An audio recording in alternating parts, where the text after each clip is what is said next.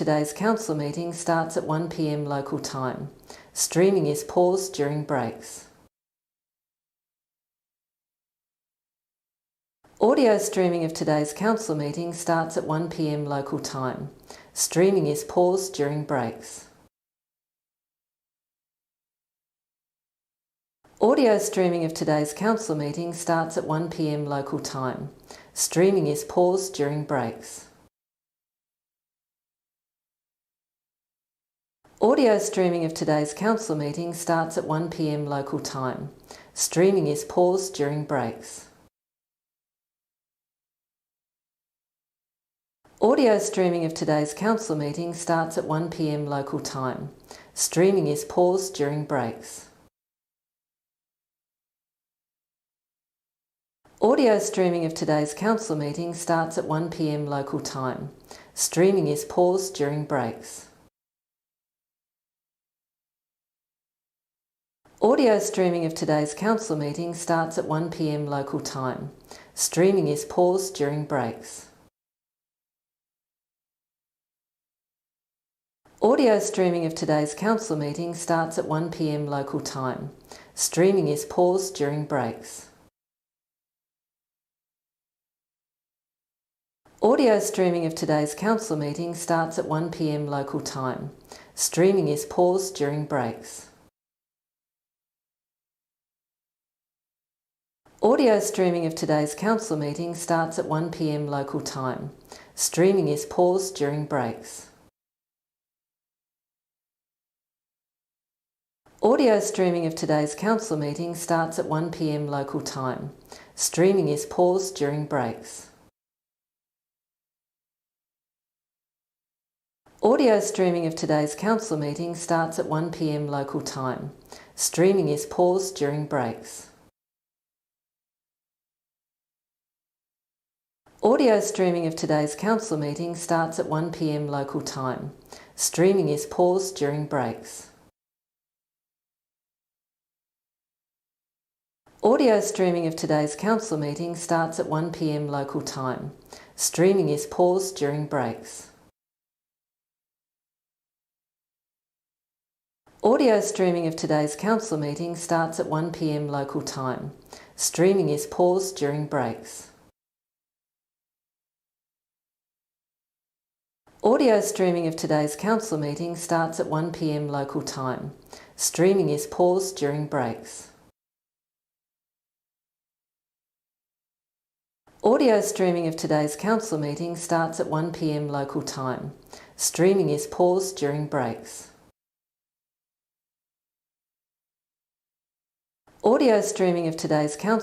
starts at 1 p.m. local time. Streaming is paused during breaks. Audio streaming of today's council meeting starts at 1 p.m. local time. Streaming is paused during breaks. Audio streaming of today's council meeting starts at 1 p.m. local time. Streaming is paused during breaks. Audio streaming of today's council meeting starts at 1 p.m. local time. Streaming is paused during breaks. Audio streaming of today's council meeting starts at 1 p.m. local time. Streaming is paused during breaks. Audio streaming of today's council meeting starts at 1 p.m. local time. Streaming is paused during breaks. Audio streaming of today's council meeting starts at 1 p.m. local time. Streaming is paused during breaks. Audio streaming of today's council meeting starts at 1 p.m. local time. Streaming is paused during breaks.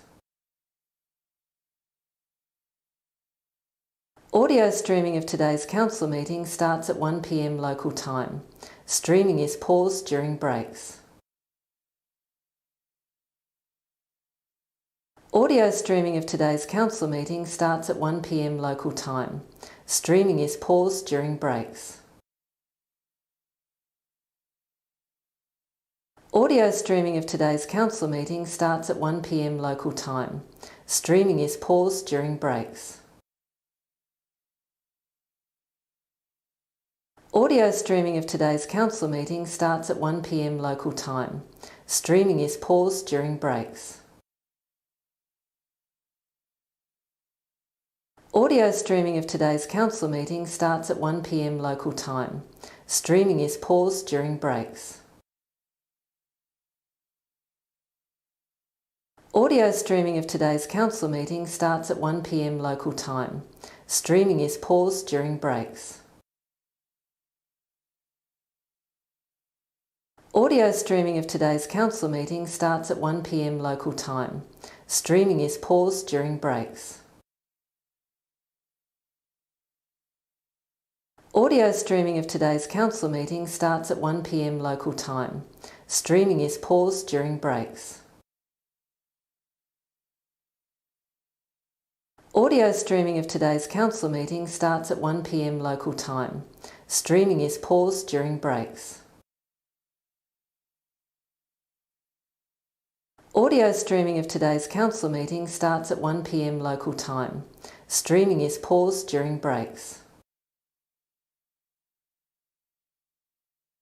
Audio streaming of today's council meeting starts at 1 p.m. local time. Streaming is paused during breaks. Audio streaming of today's council meeting starts at 1 p.m. local time.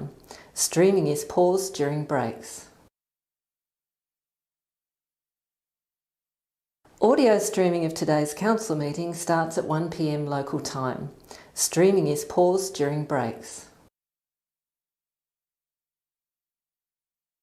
Audio streaming of today's council meeting starts at 1 p.m. local time.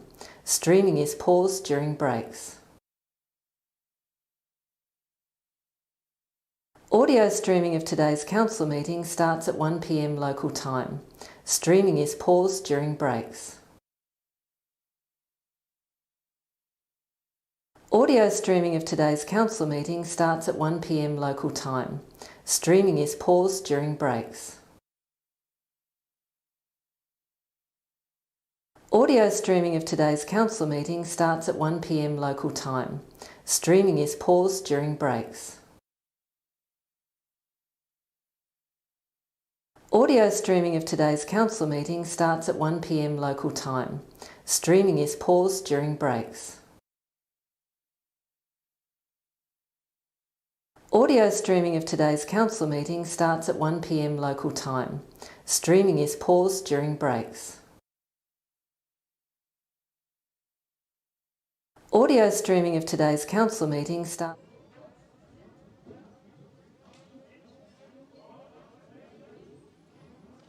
Audio streaming of today's council meeting starts at 1 p.m. local time.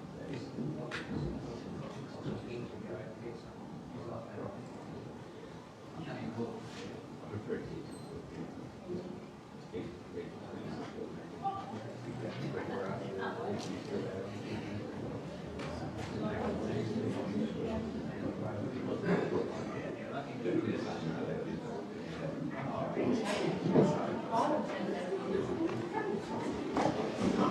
You right? You okay? Good afternoon. We're all on air. Thank you. We're all here. Welcome to everybody that's here. Pleasure to have you with us. Just a reminder, if you have your mobile, if you can have it switched off, as it does interfere. I can hear the echo. So it does interfere with our recording. Just want to welcome those that are online listening as well. Welcome to you and thanks for joining the meeting.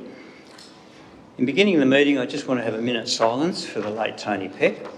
As you'd all be aware, Tony was a very important part of our city, a mayor of this city, a deputy mayor of the city, but also had a lot of passion for our city and very committed to seeing change and to see development. So the part that I really remember from Tony is his mentoring and the way that he was willing to support, encourage, and was a very generous man as well in doing that. So I'd like to have a minute's silence now to remember the late Tony Peck.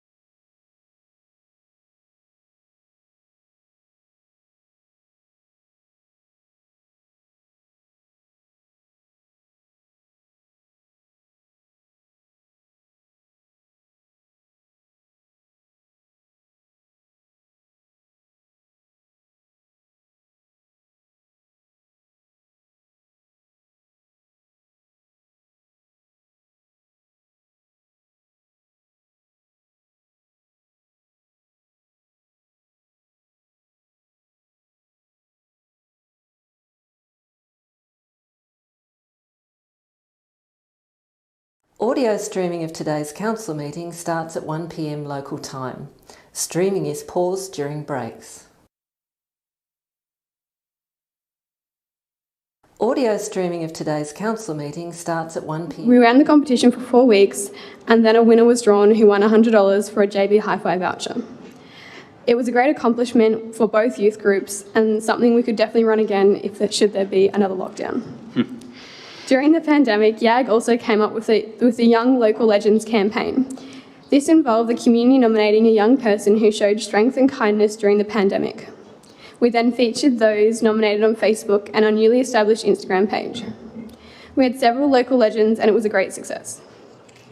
In July, we said goodbye to Claudia, who had been the Youth Development Officer for the past 4 years. As she went on maternity leave, we were very excited though to hear when baby Charlie had arrived safely.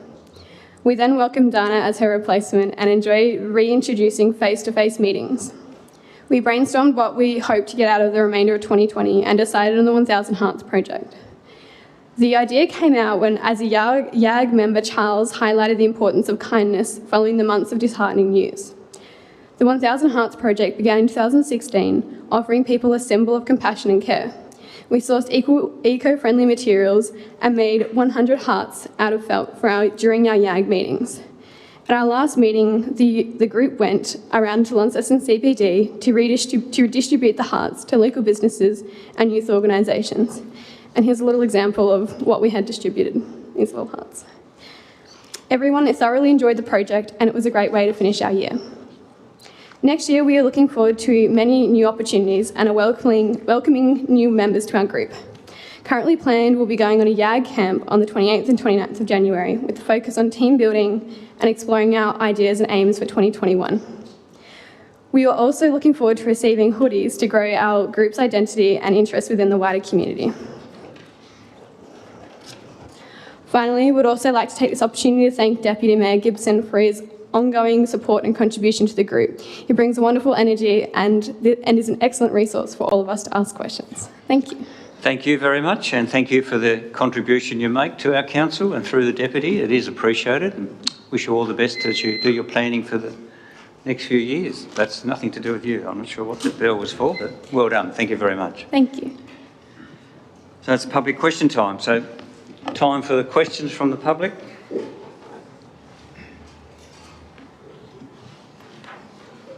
How is the council planning to support the art and theatre industry following the COVID-19 pandemic? Yeah, thank you. We've already started. I mean, I don't think when you say following the COVID-19 pandemic, well, it hasn't quite finished yet and we're still in it, but Council is doing quite a bit already and will continue to do into the future.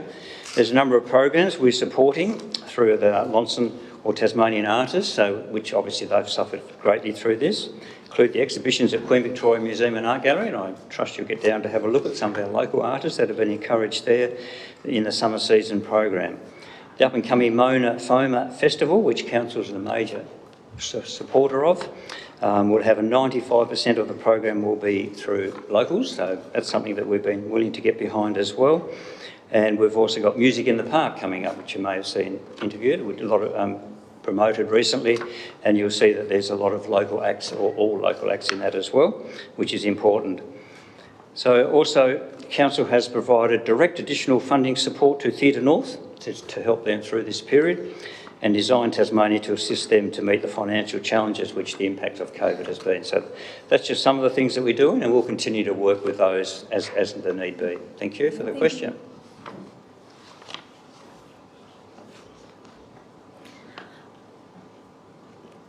How does the council plan to have safe events after COVID-19? For example, we would like to see a kite festival in Launceston, but feel there are too many restrictions to get something like this operating. How can this happen? Yeah, thanks for that question. Council generally does not run events. It's something that we don't do generally. I mean, we may do the odd one every now and then, but what we do is support a lot of the events operators and those that want to run events, and obviously through finances, but also getting through the legal requirements, getting through all the impacts of the COVID and the restrictions that have to be there, because a number of events were cancelled, postponed, and some have been reimagined, which is great for us. And we've worked our council events team have an event sponsorship program, has worked very closely with a lot of the organisers to make sure that any event will be COVID safe, and will continue to do that. Council can work with the responsible event organiser to provide a safe, vibrant and viable event. And one such support is the loan of hand sanitiser stations, provision of other hygienic materials and COVID-safe signage. Outdoor events are a little easier to coordinate, and both the event sponsor program and the event facilitation team would be very happy to discuss the requirements of a kite festival, should you wish to pursue it. So thank you. Thank you.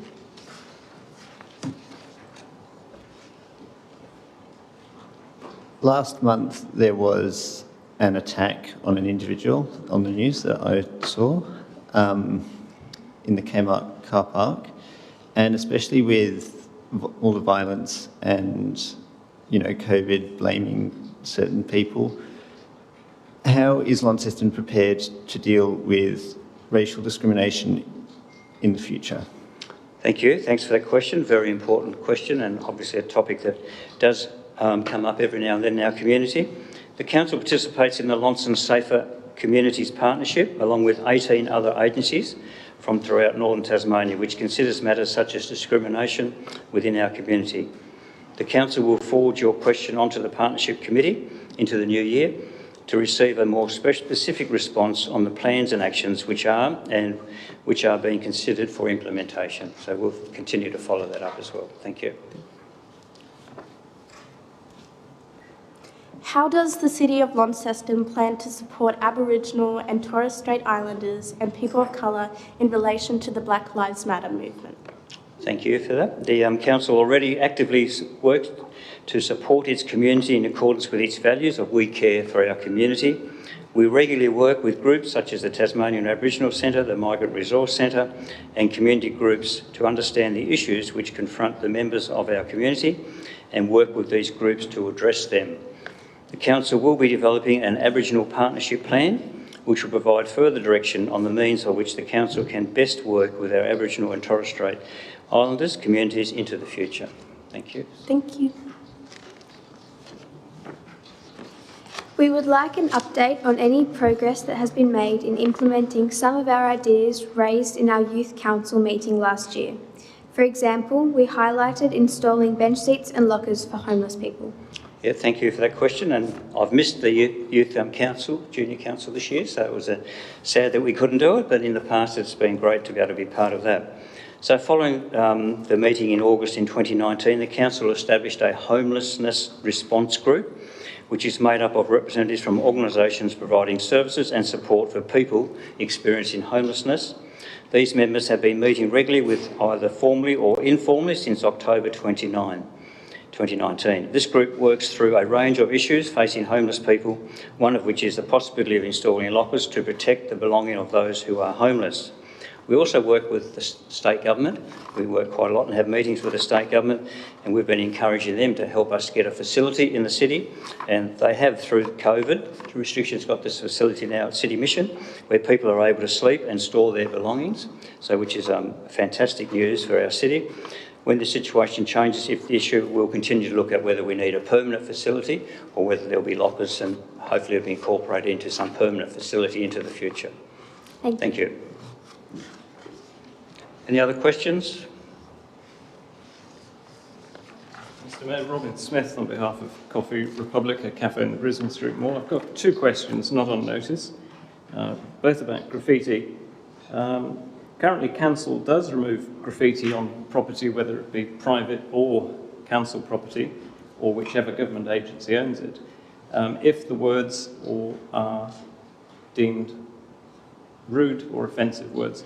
Unfortunately, as it stands, a swastika by council isn't considered an offensive word because it is a symbol, not a word. Is that something council could look at, please? I'm happy to look at that. I mean, if you let us know where it is. I mean, we generally work that we're made aware of where the graffiti is, then and type of graffiti, we respond very quickly, which I've had good compliments from people in the public. So if we're made aware of it, for sure. So if you can make us aware of the locations, we're more than happy to follow that up. Just a follow-up question. It's more about the categorisation of swastika isn't removed by council because it's not deemed an offensive word. Oh, we can get a response to that. Now, with you will have noticed over the last 3 or 4 weeks what I would call explosion in graffiti, spray paint. There's probably 4 or 5 individuals in Launceston conducting it at the moment. I've never seen so much graffiti. I'm asking if Council would consider expending more time and funds towards the detection, reporting and removal of this on all property in the city, not just whether it's a piece of no man's land, of course, council property, or if it's indeed a landlord who's rich but perhaps absentee. Is that something Council would spend more time, funds and resources to remove? We haven't considered that. Obviously, we'll have to have a discussion on that and to see what the intent. Do you want to add anything, Jess? No, it's something we need to investigate. Need to investigate. So. Thank you. Thank you. Any other questions from the public? No one out there?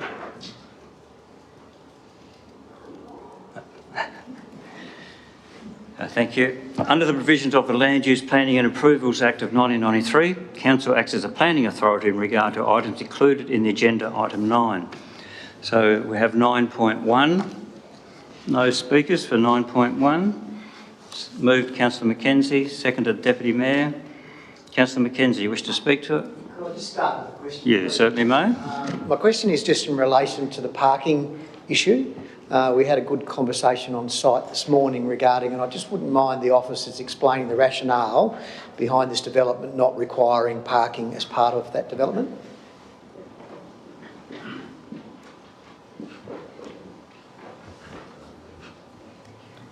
So the rationale for not having parking directly associated with this essentially is that there's a large amount of parking in the area that varies a lot over time. So there's a number of public car parks, there's going to be a paid car park across the road, there's parking on the street, and essentially this sort of use can also tie in with the existing hotel car parking. So just having that range of car parking across the area and such a large amount of it, it's considered appropriate. There's none specifically set aside for this use. Thank you. So I will now speak to the item, and thank you for that response. I think it was very useful this morning, and I think when you look around the area... Are you speaking now, just so I know? Yes, I am. Yep, thank you. Sorry. Cool. When you look around the area, you see actually there is a significant amount of car parking, therefore to actually put more car parking there is actually detrimental to the actual area, I think, in general. So I'm comfortable with the response given and noting that a lot of that car parking is free, is used by commuters and all sorts of different other people. So I guess if there's an issue with parking down the track, there's parking restrictions that can be meted at some stage. So I'm comfortable with the response given by the officer. I've looked through the development application, and quite frankly it's on an existing property, and it's just, I guess, extension to an existing property, and other than the 2 areas where the property comes down onto public land or council land, it's contained within the envelope of the existing Silos Hotel. So as a consequence of that, I'm comfortable that the development actually fits and it actually complements what goes on that site, and is an appropriate development application to approve on behalf of council. So I think that a number of issues made by the representors are similar to representations that we've received on lots of things that go on in Inveresk about flood inundation and so forth. I think that the reality is we've had technical advice in regards to the flood mitigation circumstances on that site, and therefore we make approvals based on that professional advice that we've received. There's a comment about poor process, which I think I was quoted as having said some time ago in regards to Riverbend Park. I'm happy to be quoted on that because I felt that we did have poor process, but that was operational on how we actually did a development. This is not poor process in relation to how a development application is actually being formulated.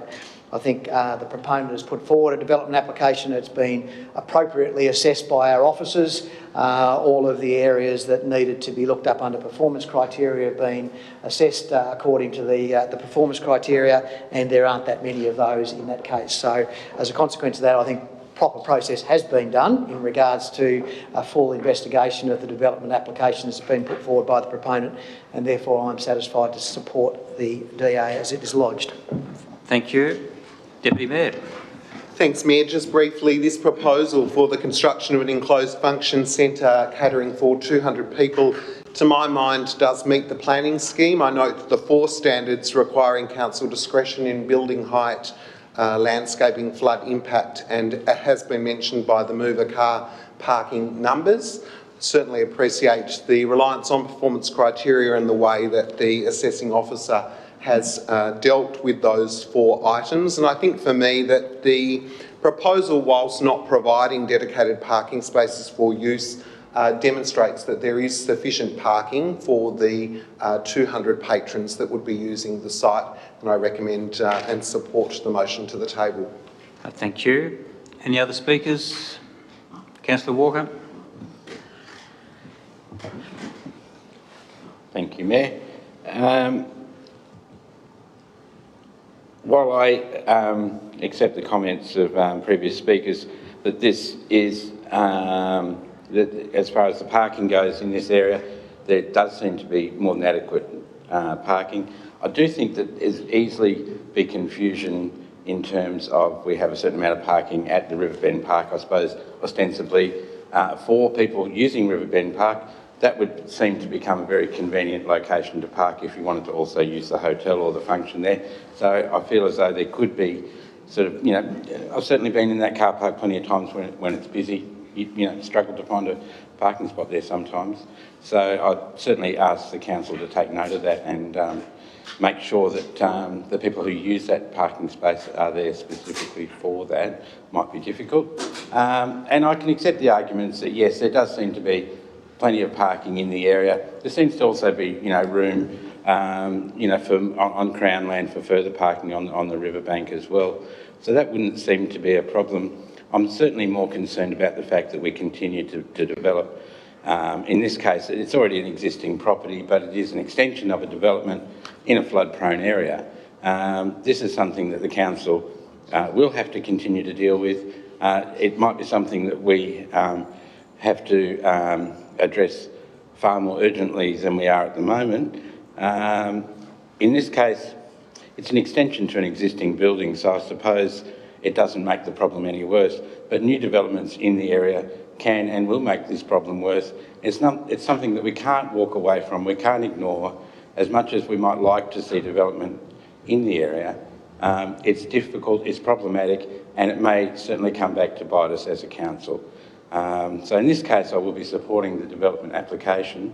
One further point, I suppose, to note, I just have some concerns. I mean, the silos have been long a part of the city's vista, and in many ways the development that has occurred there didn't detract from that. And I suppose I would express some minor concern that this development will, I suppose, impede that vista of that building as much as it might not make much of a difference, but I'd be interested to see the result of that. Thank you, Mayor. Thank you. Any other speakers? Councillor Daking. Thank you, Mayor. Just really quickly, I'd stand to support this application. I'd just like to point out in regards to parking and needing additional parking, the slab is currently operating as a function centre. A marquee goes on it and 200 people will go in and have a function. So it's already having that operation. By putting a hard roof on top, I don't think we need to do anything more with parking. And I think it'll actually look better from a vista point of view, having a grey function centre rather than a white marquee. Thank you. Thank you. Any other speakers? Councillor McKenzie, wish to close? I'll put the motion. Those in favour, please raise your hand. And that is all councillors present. That is carried. Move on to 9.2. We do have a speaker for 9.2, Ashley Brooke. I speak in favour of the recommendation. So the recommendation will enable a revised housing proposal to be considered by the Tasmanian Planning Commission as part of the rezoning process for the site, including a further public exhibition period, given a number of changes that have occurred in response to Council's original decision on the application. The proposal is seeking to provide suitable housing that will satisfy a growing need for more social and affordable housing, in which protects the amenity of residents of the site and the surrounding area as well. The changes will reduce the number of dwellings from 24 to 18 and provide for conformity with Council's planning scheme as well. The dwellings along the northern boundary of the site have become single storey as a result of the changes. So that provides and also have a greater setback from the northern boundary as well. So this ensures that the development overall is contained within the prescribed building envelope under the planning scheme, and also deals with the privacy issues in accordance with the planning scheme requirements. Just a couple of other things. So the private open space at ground level has also been increased for within the development as a result of the reduced number of dwellings, so provided increased scope for additional open space.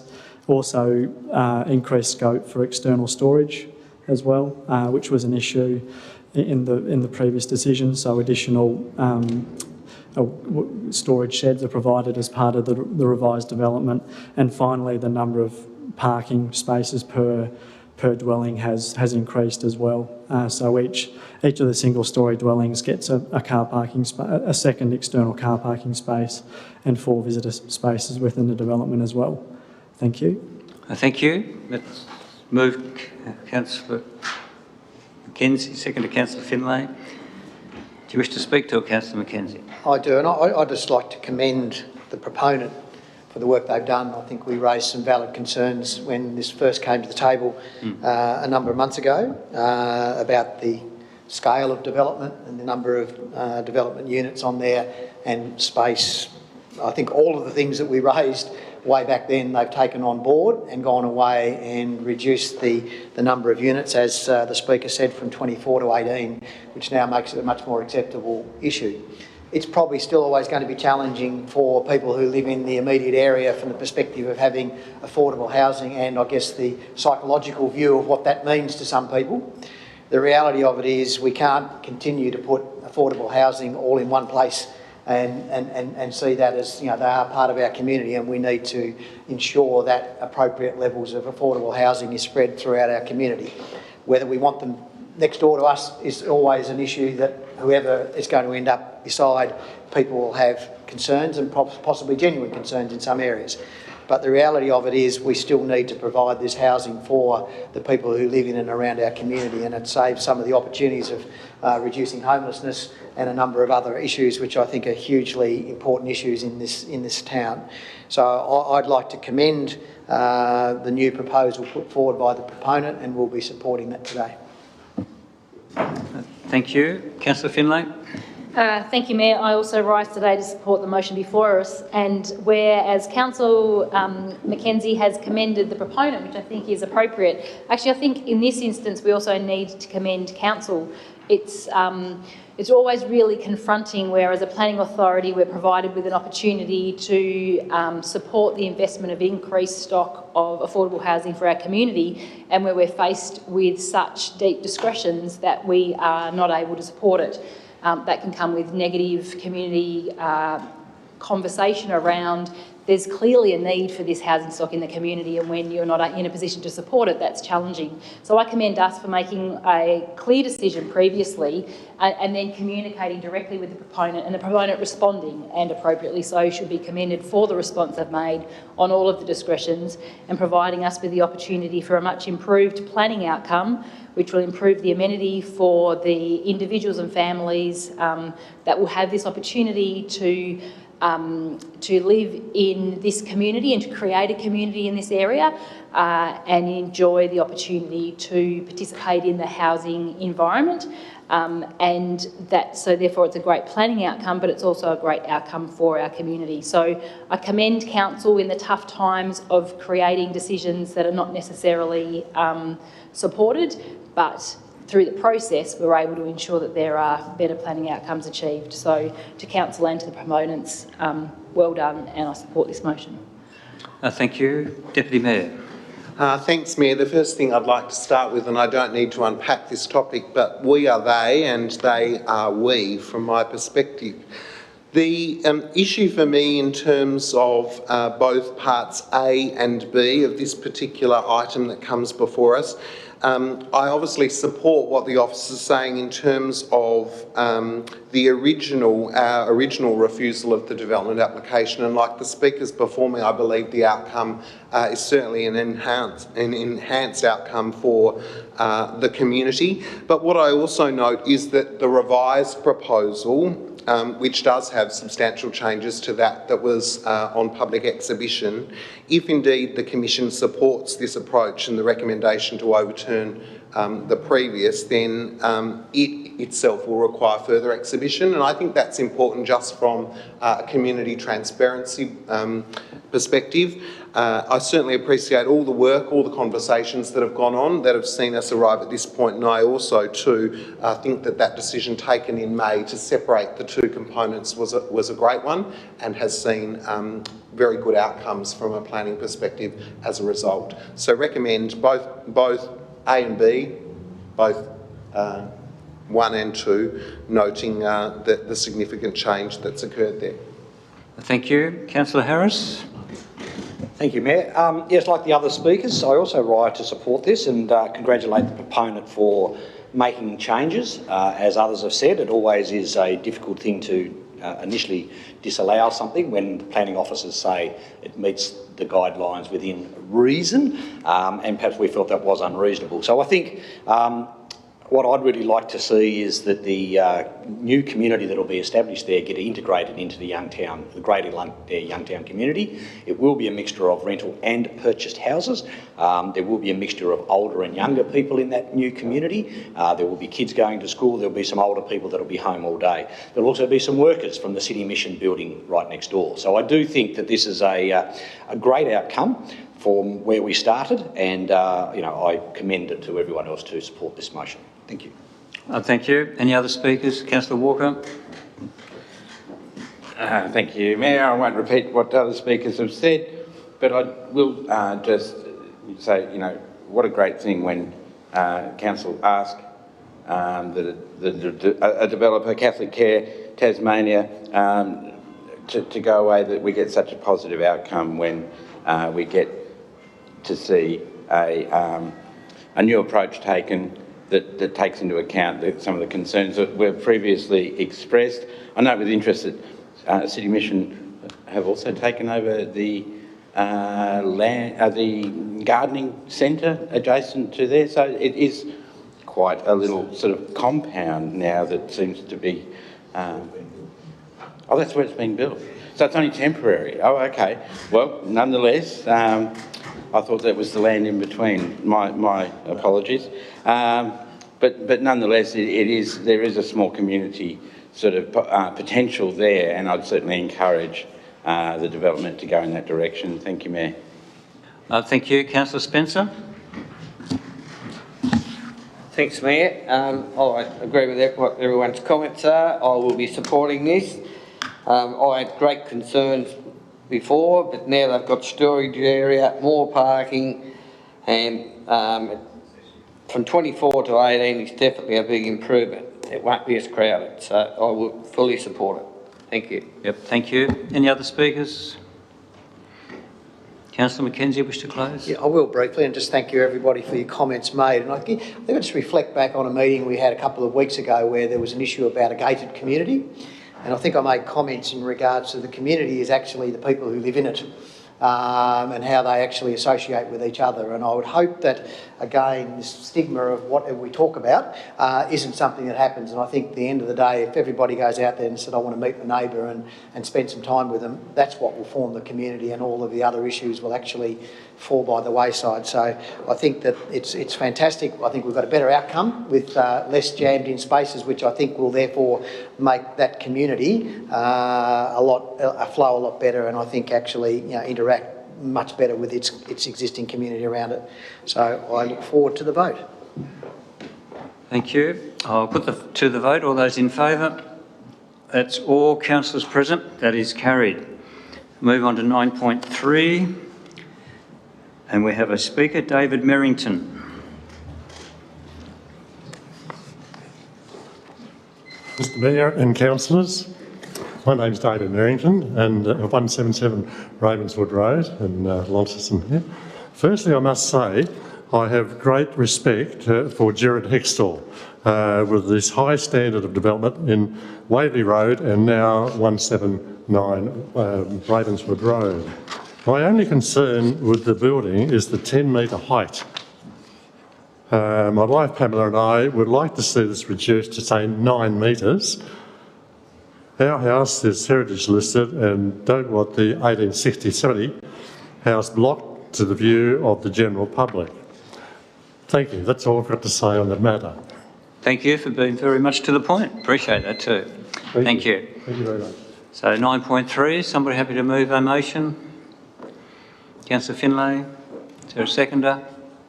Deputy Mayor. Councillor Finlay, wish to speak to it? I do, thank you. And I want to acknowledge the great approach that the representative has made to presenting his concerns around this development. I believe that the assessment is included in our papers, outlines where the discretions have been considered with building height, setback, the siting, the streetscape, the use, the excavation and the risk. When we read the report and we've been on site, there is a substantial change to the form that this development application brings to the precinct, the area.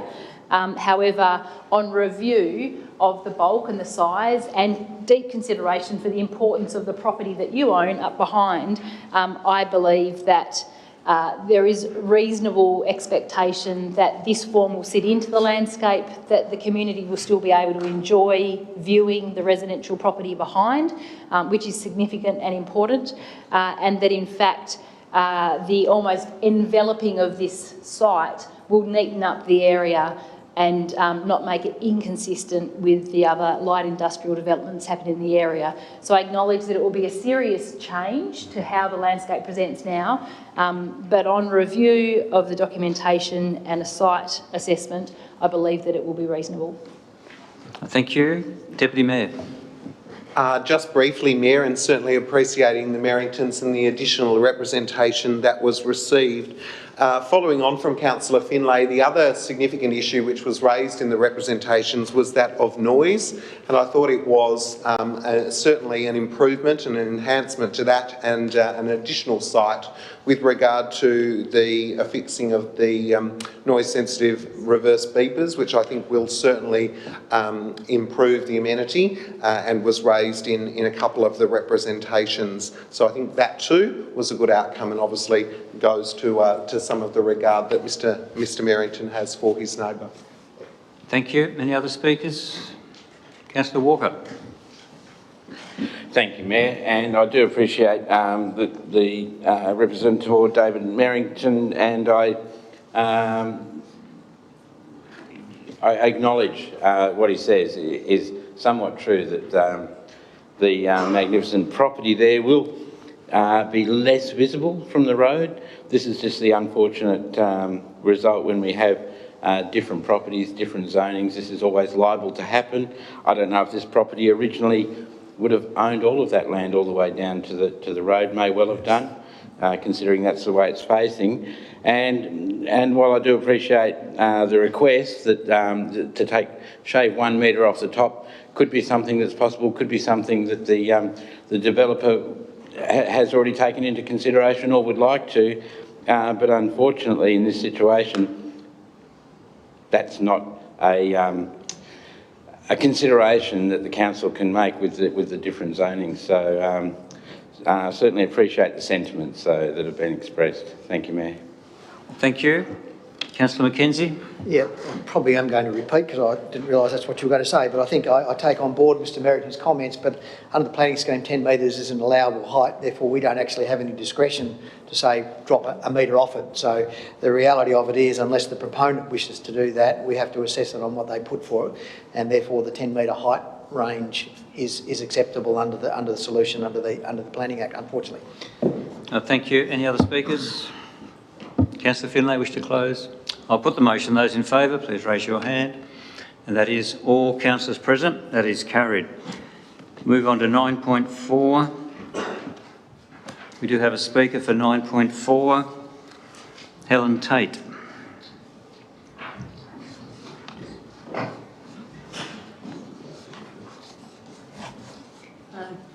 Mr Mayor, Deputy Mayor and all the councillors present. I was to present for Paul and Marie Lynn Bishop, who were neighbours to the development. Unfortunately, their statement hasn't come off the web for me to have to say, but I'm putting in a presentation too, so I think I will have covered many of their points. So for them, they were talking about the fence, the wall, and on the wall was the washing line, and I think these have been covered by the planner. I think they're well covered, but then they move on to the really emotive, distressing points where their privacy will be quite extensively impacted. Their view and their outlook will be impacted, and their sunlight.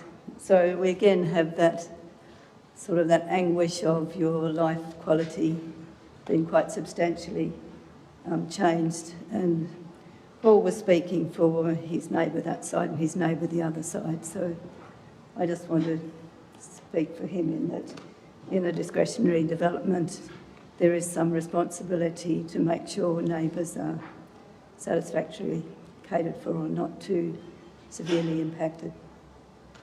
So that being said, Mr Mayor, I haven't got his report, but it will be in the minutes with you, I hope. Yep, it's in the report. And then, Mr Mayor, I'm going to be a bit cheeky when I present mine. Okay. I think it will be... Start 2 minutes now. Yeah, I think it will be just on about 2 minutes, but if I can take some of that other time from... No, well, sorry, we were just about up. The time was nearly up, so you'd have 2 minutes. Thank you. Okay. Just let me get my glasses on then.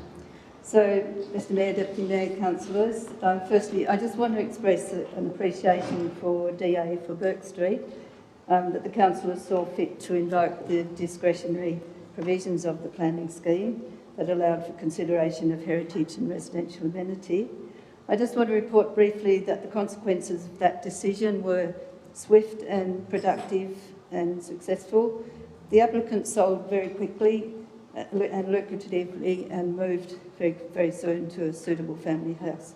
Heritage wall is still standing, my privacy and my access to a lighted outlook is maintained, and the neighbourhood stresses, which we've all been talking about here today, how important neighbourhood is, for complications of a build on a compromised block have been waylaid. So the DA for Church Street proposes the demolition of a signature little house and a garden. So, excuse me, are you referring at all to 20 Church Street? This is what we're on about today. Yep, that's what I'm talking to. Okay. Yeah. Sorry, I just wanted to say that while I had the chance, but the time's going to run out. DA for Church Street proposes the demolition of a signature home and a garden breathing space, and its building tower and 2 stories of cement in a gentle, characterful and established leafy green locale. The proposal to remove the attractive existing house would markedly change the profile of the streetscape and would interfere with their outlook.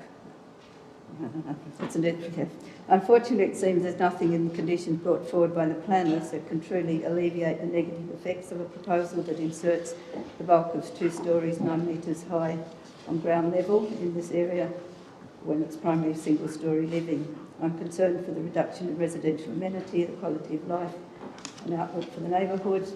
We're mostly ground-dwelling people. The height is not the first answer to good living, and the representatives keep saying the apartment building, they said if it was kept to a single storey, it would alleviate most of the objections to development. Yep, thank you. Your time is up. Thank you. Your time is up. Thank you. I just want to appeal to the planners that I want to keep asking that... No, sorry, your time is up. If you could sit down, please. I'll put it as a question. Thank you. Thank you. Any other speakers for 9.4? Anyone happy to move a motion for 9.4? Deputy Mayor moved. Seconded, Councillor Walker. Wish to speak to it, Deputy? Look, just briefly, I certainly appreciated the number of representations that were received. Many of them were, I guess, concerned about the demolition of what is perceived as being a very livable home. Obviously, it's not our determination as to what one wants to do with the structure. It is not heritage listed, and therefore, if indeed the developer wishes to apply for it to be demolished, so be it. I also note condition 3 with regard to the existing concrete wall. That too was a significant issue that was raised in many of the representations with regard to its boundary with Rockland Place. And I note that a suitable structure shall be provided and or similar replacement reinstated at a similar height above the ground, and for many that will provide some certainty with regard to the issues that they were noting. I think it's important to analyse the situation that it is a difference to what is there at the moment, and we're going to continue to see more applications for this sort of development. But I certainly appreciate the lengths that the developer, working with council officers, has gone to. I think in terms of the standards that are requiring discretion in this instance, there could have been a whole lot more. And appreciating the depth that the developer and the assessing officer has gone into to look at those issues is appreciated. I guess in summary I would say that change is inevitable, and some of us don't like change, but I appreciate that this is going to be a significant and substantial residential development of the highest quality, and I think that the conditions that are provided within this DA and as are recommended are the ones that we should be supporting today, so I offer my support to the recommendation. Thank you. Councillor Walker. Thank you, Mayor. And yes, change is one of those constants in life, I suppose, that if you think that you can't change, it'll be thrust upon you.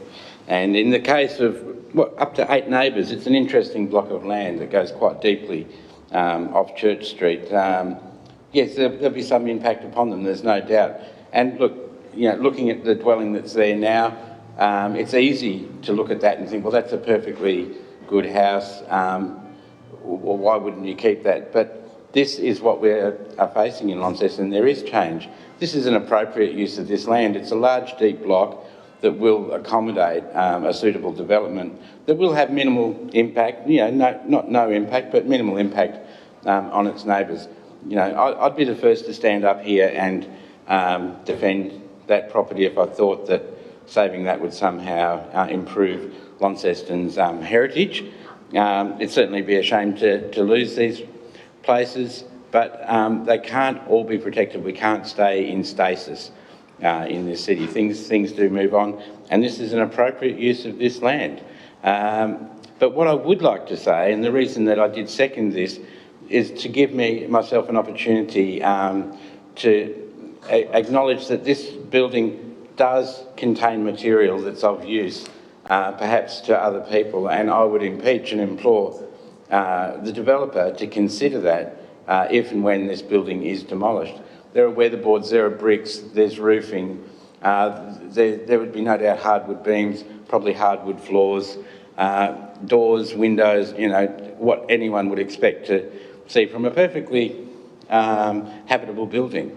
And these are things that are potentially in demand for people who are renovating, people who are wanting to build or extend. And so not only would I ask that the developer consider finding ways to recycle that material in the highest form possible, but I'd also like the council to consider ways in which we could help to facilitate such things, because this won't be the last, of course, property that has these well-built features contained within them.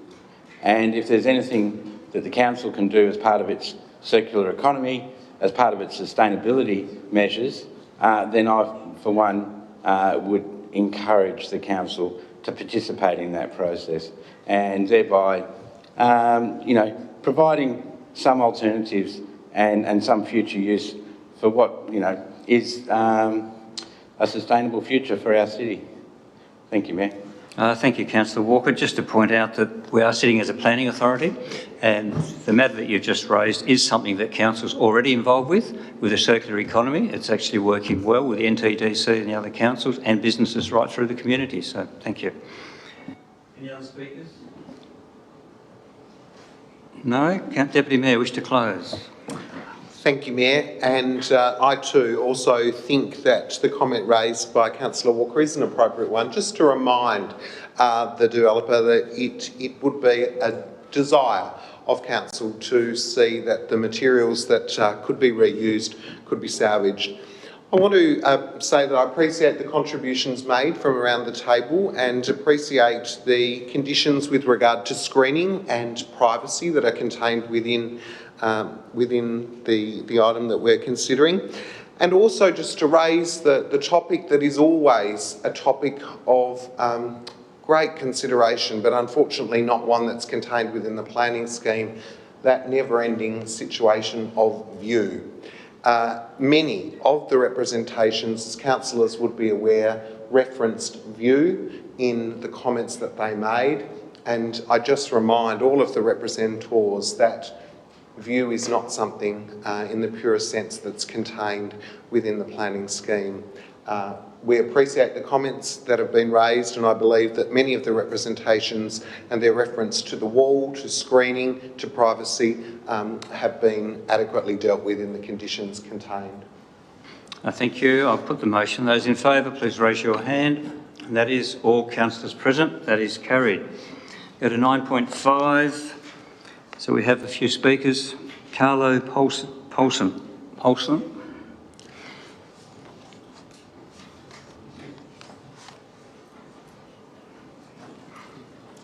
Afternoon, Mayor and Councillors. My name is Carlo Poslon and I'm the owner of 10 Thrower Street, West Launceston. I have concerns about the nature, style and positioning of the proposed development by the applicant, and I also disagree with the Council Assessor's review of the development, particularly in relation to its assessment of the various performance criteria. I believe that any house built should be designed and positioned with respect to one's neighbour's amenity. My assessment of the applicant's proposal is that it is driven by the desire for the construction of a commercial rental, short-term or not, and comes with enormous constraints given the small lot size and the steepness of the block. The net effect of this is that the proponent has requested that Council allow relaxation of planning rules that enable the development to proceed. The consequence is that the development, if allowed to proceed in its current format, will have a detrimental effect to the neighbouring properties and forever alter the residential character of the street. I've submitted various documents illustrating how dominant the proposed residential development would be when viewed from 10 Thrower Street, and ask that they be carefully considered. The small block size, combined with the site topography constraints, is not sufficient reason to allow a relaxing of planning guidelines with respect to boundary offsets, and I respectfully request that the Council enforce that the side boundaries be increased to the approximate 5 metres, which should be required under the planning instrument considering the height of the buildings. I also ask that direction is given to the more appropriate siding of the residential dwelling, thus alleviating my concerns around privacy and the golden elm tree I refer to as a tree of significance. There have been numerous submissions of objection to the development, with nearly every allowable house objecting to the short-term visitor accommodation. There are only 8 houses on Thrower Street and over 9 children who live there, and the development is overwhelmingly unwelcome. Thank you. Thank you. Chris Terry. Afternoon, everyone. As the owner, applicant and designer of the proposal for 12 Thrower Street, I would just like to say that careful consideration has been taken into the general aesthetic nature of the area, given the protectionism over the gorge and the privacy that the proponent speaks of just previously. We're 20 metres away from their nearest dwelling, and I've put the smallest possible windows on that side of the house for that very reason, and the same on the visitor accommodation, which I've noted is marked as future, which won't be constructed anytime soon, but that's besides the point. And that the area itself lends itself to a holiday accommodation unit that doesn't take away from the local rental market. If approved, I will be moving into the dwelling and that will become my home. The last thing I want to do is to have something behind me that is going to upset me and my future family. So obviously I'm for this development. Thank you. Thank you. That's all the speakers I have for 9.5. Someone happy to move a motion? Until we get a motion, we can't. We've got a lot of questions, but no motion. So, no one's happy to move. Moved, Councillor Harris. Seconded, Councillor Spencer. Councillor Harris. Oh, sorry, questions. We'll do the questions first. Councillor Dawkins.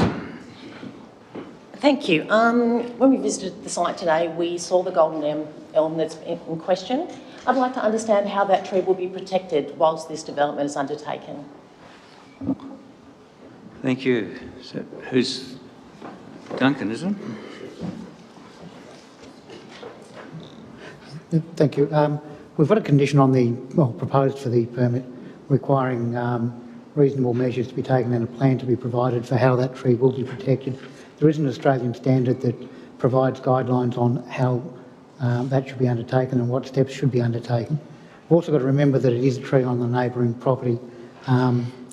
Protection of that tree also relies on a certain amount of goodwill from the applicant. There is other legislation that can counter that if it becomes a problem. So we've got reasonable conditions on there asking for a landscape plan and a management plan to be provided before any works start. Thank you. Councillor Finlay. Thanks, Mayor. I'm not sure how we'll go about the question and the answer, but practically, I'm wondering if it could be explained with the inclusions in the document around the construction of the driveway and the challenges with the driveway to progress further through to the future proposed visitor accommodation. If it is in fact intended to only construct the home, then how does construction of the future visitor accommodation happen? Question mark. Is that Richard or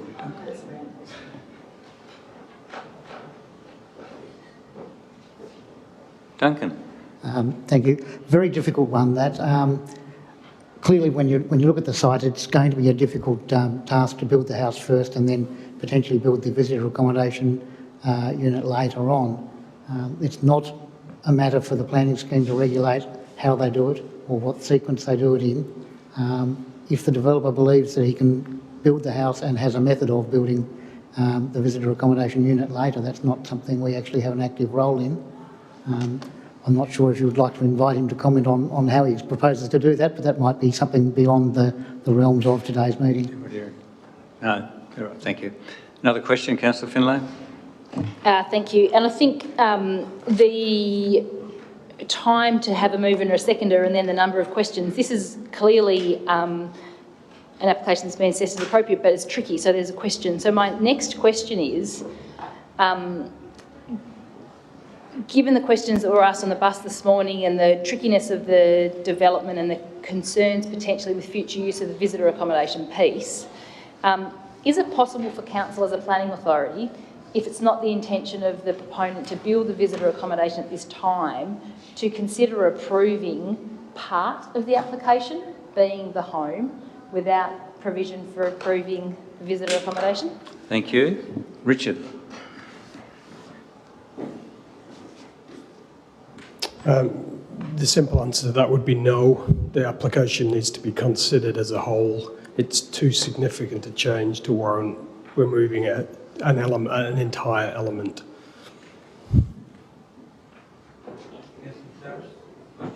Councillor Harris, question?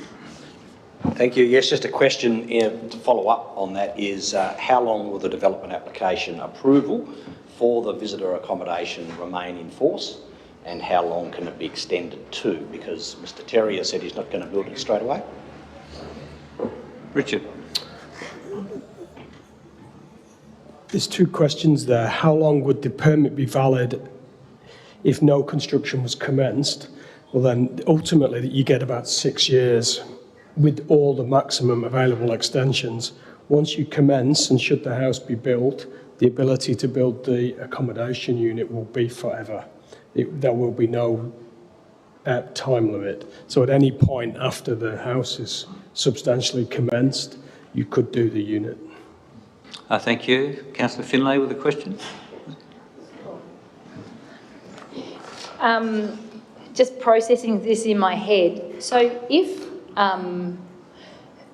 there are rules about being able to resubmit development applications if an application is refused, but if someone was invited to resubmit without the second item, would that be a substantial change and therefore allowable?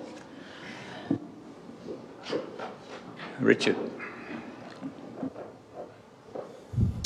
If you're asking that if should council refuse the application today, could it be resubmitted just as a single dwelling?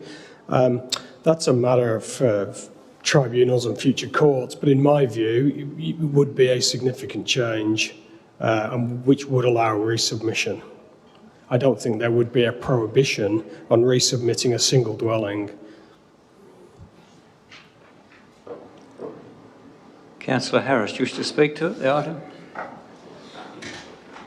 Clearly this is, thank you, and thank you for all the questions, because clearly this has been an interesting one, and we've all learnt a bit along the way, I'm sure, as I have. Because the development application as presented and probably as originally assessed by ourselves was for a house and the accommodation unit to be built behind it, and logic would seem to indicate that perhaps you would build the accommodation at the same time at the back as the house. Simply because from a building point of view, you have one building site. Once you have your house established, to then have to try to build that unit at the back, it would be very difficult because you'd have to be carrying everything up and down there, you'd have no machinery, etc. But it does seem to give him an unlimited approval time for the development of such a holiday unit, because he substantially built his house, he's substantially started the development application, and so that's an interesting outcome. I moved this motion simply to enable the questions to be put, because otherwise, from a procedural point of view, we wouldn't have been able to have those questions. So I might just leave it there at this time and perhaps come back and speak at the end, once others might have their opportunity to speak. So thank you. Thank you. Councillor Spencer? No? And question, Deputy Mayor. Thank you. I would just like a little further information with regard to the visitor accommodation classification. I note that this visitor accommodation unit must not be converted into long-term residential use, and I wish to understand the nature of that in terms of the conditions that are approved today, if this was to be approved as visitor accommodation. So what certainty do representatives, the community and us have to ensure that the use is maintained into the life of that particular visitor accommodation unit? Thank you. Richard, is that you?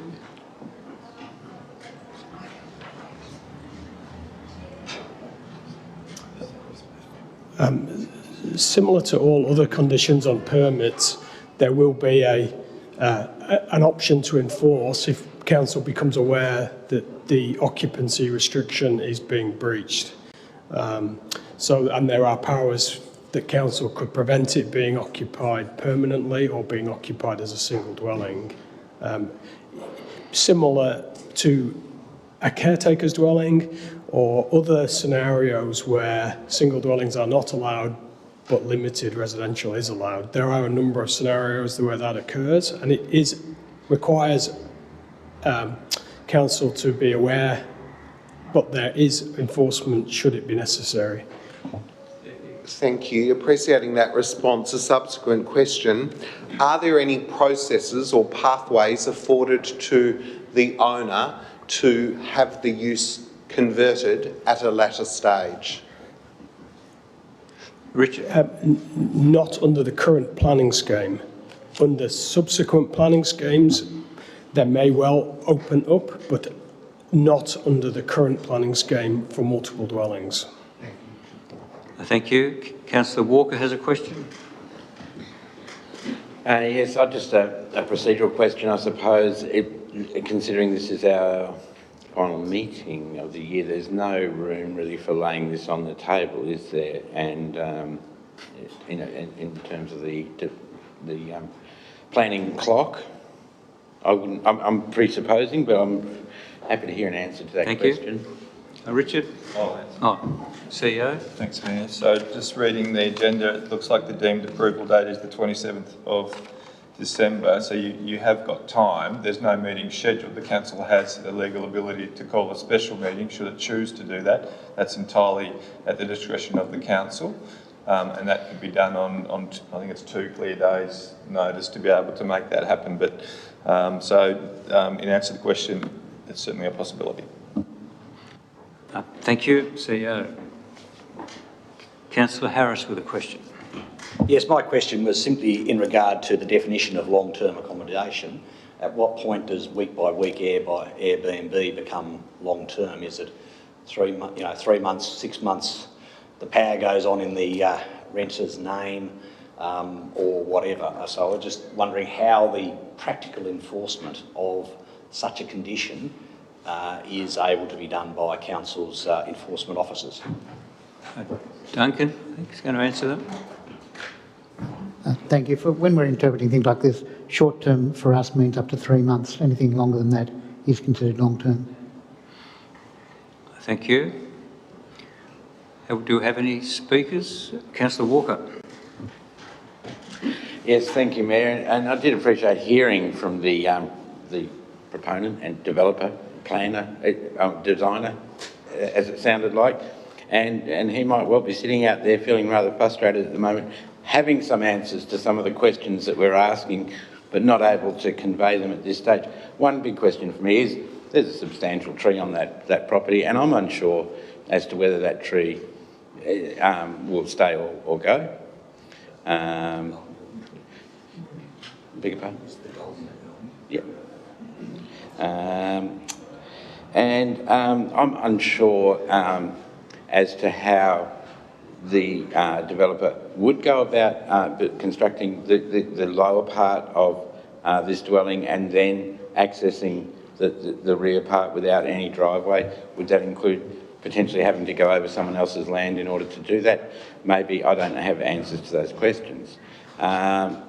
So it makes it a very difficult, well, a somewhat difficult decision, a very difficult decision, I suppose. I appreciate some of the comments from the representatives. However, in theory, I'm comfortable with the development. There are similar properties across that small valley, looking across Basin Road. There are not dissimilar styles of houses. I don't think in any way that it impedes the character of the area. I think it's an appropriate size development in a lot of ways. I just have some concerns that aren't being answered in this process, and I'm happy to hear from officers if they think they can add more to the question about the tree, and also the question about how the feasibility of developing this block, and also the enforcement, the questions that are being asked about.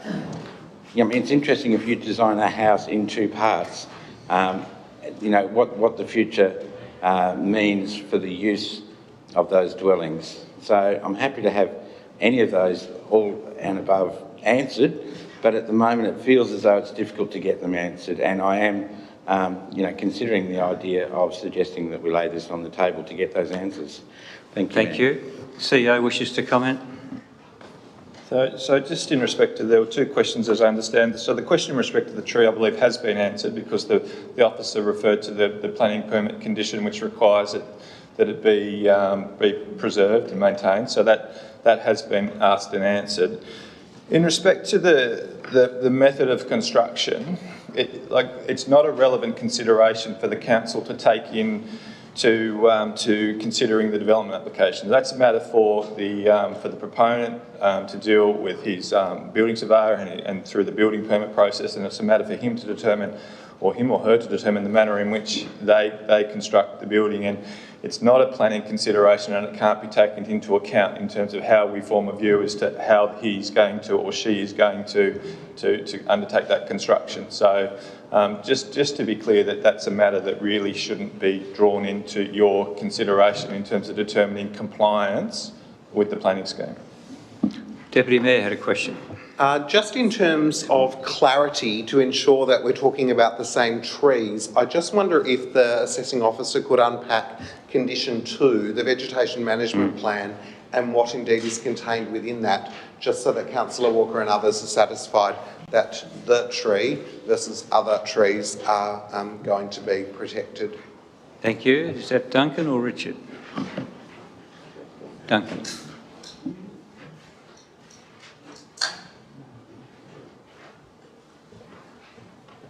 Thank you. There are, as you saw when we went out on site this morning, several trees on the adjoining property and running down the boundary of the property. So this is on the adjoining property being number 10. So what we've asked, or what we're asking for by this condition, is that a vegetation management plan be prepared to show how, in accordance with the Australian standard, measures can be taken to protect those trees. Now, those trees are on the adjoining property, so the specific tree that was being referred to by the neighbour and by a number of the other representatives is the elm tree, approximately in the middle of the lot. But there are other significant trees, or relatively significant trees, close to the boundary, and so we're asking for a vegetation management plan to show what measures are going to be taken to ensure, you know, for example, we don't get a large piece of machinery in there and just dig up the roots. So, you know, the tree's not going to survive that sort of impact, and we've specifically referred to the Australian standard. This is the same standard we used, Council will probably recall, when we dealt with the trees at the St George's Square development a year or two back. We have referred to this standard before. It's the best guide we've got, and it's then a matter for the applicant to come back with that plan. Thank you. Councillor Mackenzie, to speak. Thank you, Mayor. Look, clearly by the conversations that have been going on, this is challenging for a lot of people. But I think we've got to be careful. We've got to get back. This is a planning issue, not a number of the other issues that we've been dealing with, and the construction of the building and how they're going to do it and all those sorts of things will come at a later stage. And as I say, we don't have the answers to actually how they're going to build the accommodation unit at the back at a later stage. That'll be something that they will need to determine and get appropriate building approval to do that. So I think that today it's two buildings of 100 square metres, which I think is 10 squares in my thing, which are not big houses. It's clearly a difficult block with a number of challenges associated with it, and I guess the proponent has tried to put forward suggestions and solutions on how they might want to build something on there. So whatever gets built on there will be challenging. We talk about Thrower Street as being short, I know, and it's small and it's thin and all those sorts of things, and challenging, but so are lots of streets in and around Launceston. The issue with this in parking is that the parking requirements under the scheme are met, in that the block that you're going to live in needed 2 car spaces and it's got one. The short-term accommodation at the back required one and it's got one. So the reality of it is there. If somebody turns up in a camper van to park there and use it, then the answer is yes, there'll be a problem in the city. But if somebody turns up in a camper van to visit somebody next door, it'll still be a problem as well. So the issues will be there, whatever's there. So this block at some stage will be developed and somebody will habit that block. So the question is this the best use of it? Our officers have done a really challenging assessment of it. There are 14 issues, I think, that have been raised and answered by the planning officers as part of this debate. I'm not a planning expert. I understand, and there are things that happen in my street I'm not always happy about. I've got a big tree that drops stuff all over me, but it's there, and I live there because it's in my street. So I have to deal with those sorts of things. So not everything's perfect in the street we live in, and when we move into a street that has undeveloped blocks, there will be challenges when somebody decides to develop it, because whatever we do, it'll be different. And the amenity that I once had before something was done on there will be different. And as a consequence of that, I will be challenged by some of the things depending on what what gets built. Sometimes I might be really happy about it, and sometimes I might. But the trouble is, when we have an undeveloped block, we actually don't control what the destiny of that block looks like, other than what the planning scheme allows us to do or not to do. I think the officer has gone through and explained how each of these things and the discretions that have been used under the planning scheme, how they've been interpreted by our officers. And I guess our decision is to trust or not his decisions or his view in relation to how those concessions have been done.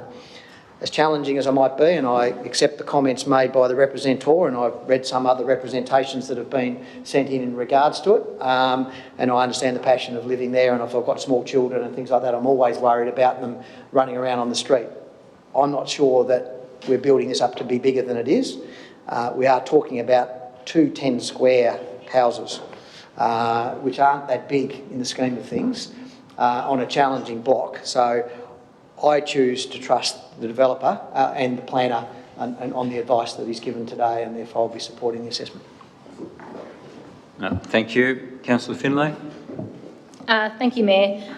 I want to acknowledge the comments of the CEO in saying that as a planning authority we need to deal with the planning issues, and acknowledge what Councillor Mackenzie said in terms of not blowing it out of proportion to the item that's before it. However, when we have a tricky item to assess, where Councillor Mackenzie cited 14 issues that were raised and there are 8 elements of discretion, I think it does start to unpack the other layers to it, and in terms of making a clear decision, the complexity of it does get unpacked, and I think some of those other issues come into your consideration. However, although there are 8 elements of discretion, I think the application of this development to the site has been given regard to neighbours and area. When we were on site this morning and you look to the broader precinct of West Launceston, it's a very eclectic mix of design, of use of site, of scale, of all materials and forms. And I believe that the assessment of this item does seem that it appears to be, and I think we're hitting the mark of reasonableness, but it does reasonably meet the requirements of the scheme. But another word that Councillor Mackenzie used is trust. We've been burnt in the past as a planning authority where we have trusted the intention of a development application. We've approved it because it's met the requirements of the scheme, and then the uses have amended or things haven't gone quite to plan. And that in the past has been really challenging. So when you get these tricky items, you bring that to it. However, we have to assess this with a clean slate, and we do have to have regard for what has been submitted. Is it reasonable? Does it meet the scheme? Should it be approved? And in the future, if there are concerns, we need to address them. We need to build our capacity to assess whether things actually meet what's been approved in the future, in order that if we do find concerns, we can act on them. So this is tricky. I think all of the questions have been really valid and do need to be unpacked on what is a tight development in a small space, in a small street, with complexities. But when you bring it back to the specifics of the planning scheme and what's before us, it does meet the scheme, and it will require that what's being proposed happens. And I feel that the number of questions and the depth which it's been interrogated does give a clear message to the developer that there's a strong expectation of what is being submitted, if approved, is delivered, and no deviation from that would be accepted into the future. Thank you. Any other speakers? Councillor Harris, wish to close? I will, and I do want to thank all of the other speakers and for those questions that were asked by fellow councillors. It's been an interesting discussion.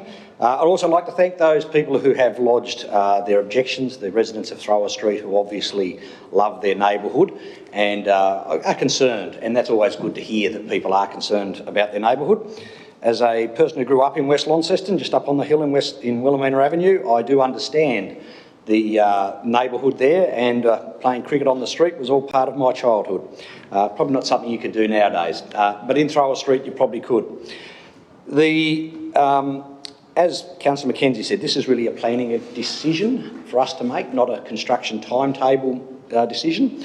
The proponent, Chris Terry, it was good to hear from him, to hear that he is going to live in the house on the lower level that will be constructed first. May mean that accommodation behind never gets built. However, he will have forever a lifetime approval for him or some subsequent owner to build it, and they'll still have the same challenges if he doesn't build it at the start. So to me, I'm happy to support this particular development, and I encourage all the others around the table, because despite the many questions we have, there are only 8 concessions that we have to, or planning discretions that we have to look at. The one for me that I thought was well handled by the development was to move it as far to the northern boundary and with the park to give as much room as possible from his neighbour at number 10 to allow, it didn't allow him the 5 metres. However, because of that being a double block and the trees, I feel that there would be no invasion of his privacy, even if he does build the accommodation at the same time as he builds his house. But obviously in the future those trees could be cut down, and so therefore it would open it up much more. But then the proponent of number 10, the occupant of number 10 has some control over his own privacy there. So I do commend this now to the table to support the motion. Thank you. Thank you. I'll put the motion. Those in favour, please raise your hand.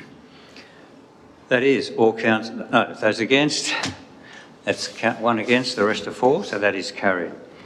We're going to 9.6. We do have a few speakers for 9.6. Jody Gauderman.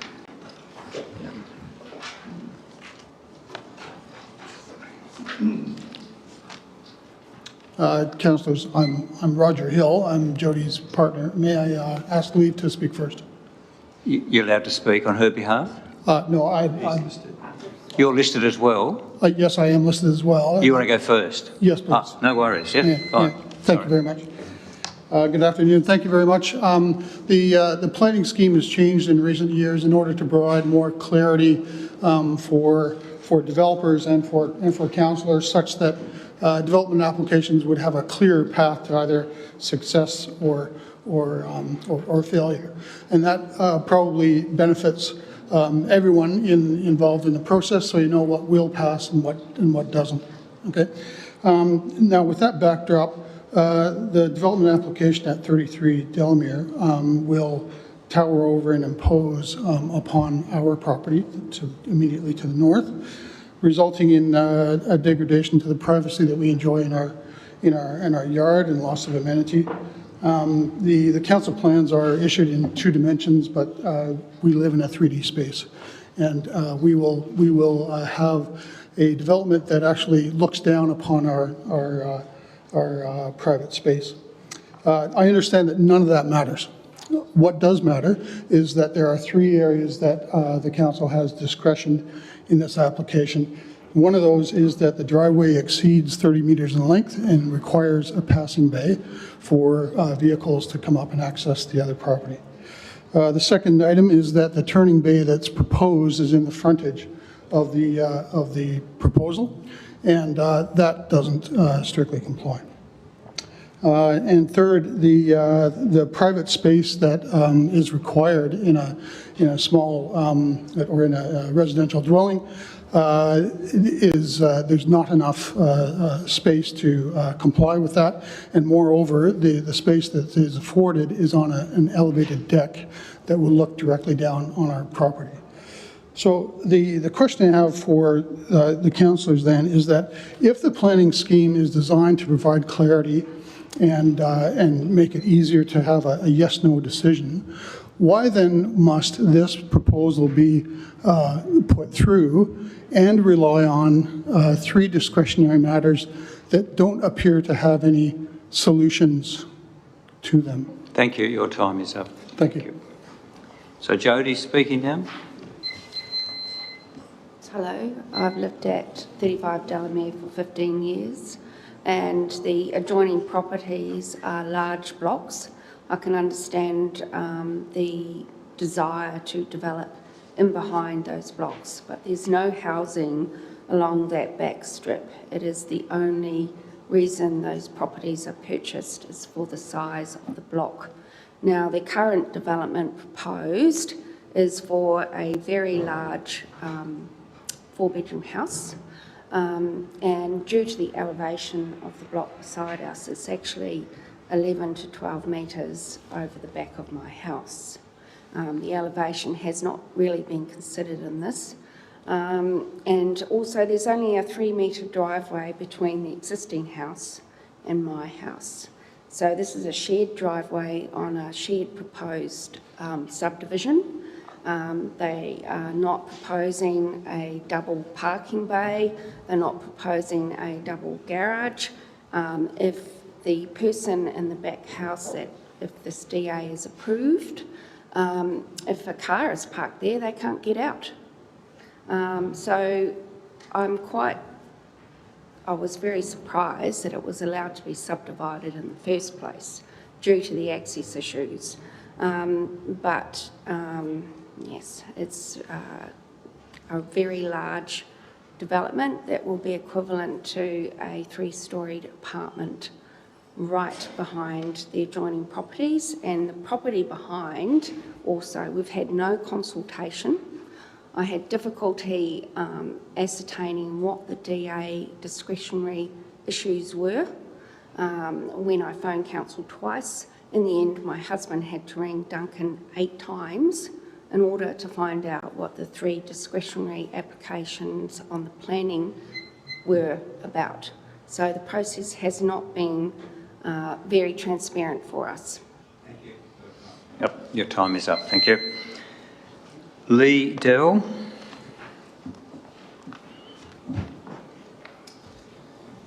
Hello, councillors. Just speaking on behalf of the development at 33 Delamere Crescent, in full support of the development. As the building designer, I congratulate the report that has been done through by the planners, and do agree that the 3 discretions to do with driveway access, parking in the front of the dwelling, and also some minor exclusions have been well dealt with, and the development substantially complies. The owner is planning to live there as a single residence, and her expectation that from a previous subdivision application that she can build her first dwelling on the block is considered not so much a right, but just that the passage of the planning scheme be applied so she can in fact build a dwelling on a block that has recently been subdivided. It is a modest home and she's working to a very tight budget, so all aspects of being compliant with the planning scheme have been carefully considered and in full support of the development. Thank you. Thank you. So 9.6, that's all the speakers we have. Anyone wish to move a motion? Councillor Mackenzie moved as is, seconded. Councillor Harris. Wish to speak to a Councillor Mackenzie? Question? Yes? Just to respond to the comment regarding the driveway, is that part of the subdivided block and therefore effectively owned by the proponent? I mean, there was a comment that it was a shared driveway that somebody could park on. Duncan. The driveway is part of the title that we were talking about, part of the title at the rear. Whilst the developer of the house at the rear is the daughter of the people who own the house at the front, they can share the driveway amongst themselves, but at some point in the future it'll be completely separate ownership. And yeah. But the driveway does belong to the back block. The driveway belongs to the rear house. Yeah. Thank you. Thank you. Thank you. You wish to speak to? I do. Sorry, Mr. Yeah, Mayor. thank you. Yeah, look, I hear the comments made by the people who live next door, but when I go through this application, there are actually very few discretions, and the discretions are probably minor, not in the view, I'm sure, from people who live below that house. Trevelyan's shaped like that, so anything that's going to be built on a hill is going to overlook something, I think, pretty much. This block, the driveway says it doesn't have a passing lane. I take the comments made by the planner in relation to that, in that there is clear sight lines from the beginning of the drive to the top of the drive. So if I was going to drive down, I'd be able to see if somebody was coming up, and therefore either abandon my desire to go down until that car came up. So I think that the issue of a passing lane isn't relevant in this particular issue. It might have been had that land been a joint ownership of the property next door, such that somebody might have parked in front of it, but the reality of it is they'll be blocking somebody else's driveway if they actually park there, and I'm not sure that that's legal, as it's on their private property. the turning at the beginning, at the front of the house, I think that is well covered on the basis that it actually isn't fronting the road face, and I think that's the intention of the condition, to have not that there, so that if it was facing the front of the roadway, then it would be an issue. But the fact is, it's actually facing the back of a house at the back. So I don't think that that's a major discretion. I think there was a minor building envelope, I think of 30 or 46, 60 centimetres, I think, where the eaves of the house poked out beyond the building envelope. But when you look at the diagram, that's very minor in its scope. So the real key issue, I think, from the point of view of the opponents, is the overlooking aspect of it. The reality is the side setbacks all meet the requirements of the planning scheme, and therefore, as a consequence of that, the overlooking isn't an issue that we can actually take into account, because they actually meet the requirements of the Act in regard to that. If there's a privacy amenity, I think that's dealt with in the Act as well. Yeah, ultimately, I can't see any reason why this proposal isn't supported, because the discretions are as minor as I've seen in many that have come to this table. Thank you. Question, Deputy Mayor. Thank you, Mayor. Appreciating that the standards requiring council discretion are only 3 and may appear minor, the issue of a 3-storey, use the term as referenced in representations, watchtower in the backyard, I wonder if that, in terms of the metres above the neighbour's property, could we just unpack that a little further in terms of the slope and in terms of that site coverage that we'll see, I guess, what could be referred to as a 3-metre bulk at the rear, explained just a little further with reference to the slope, with reference to their rear courtyard and the neighbouring property? Thank you. Duncan, is it?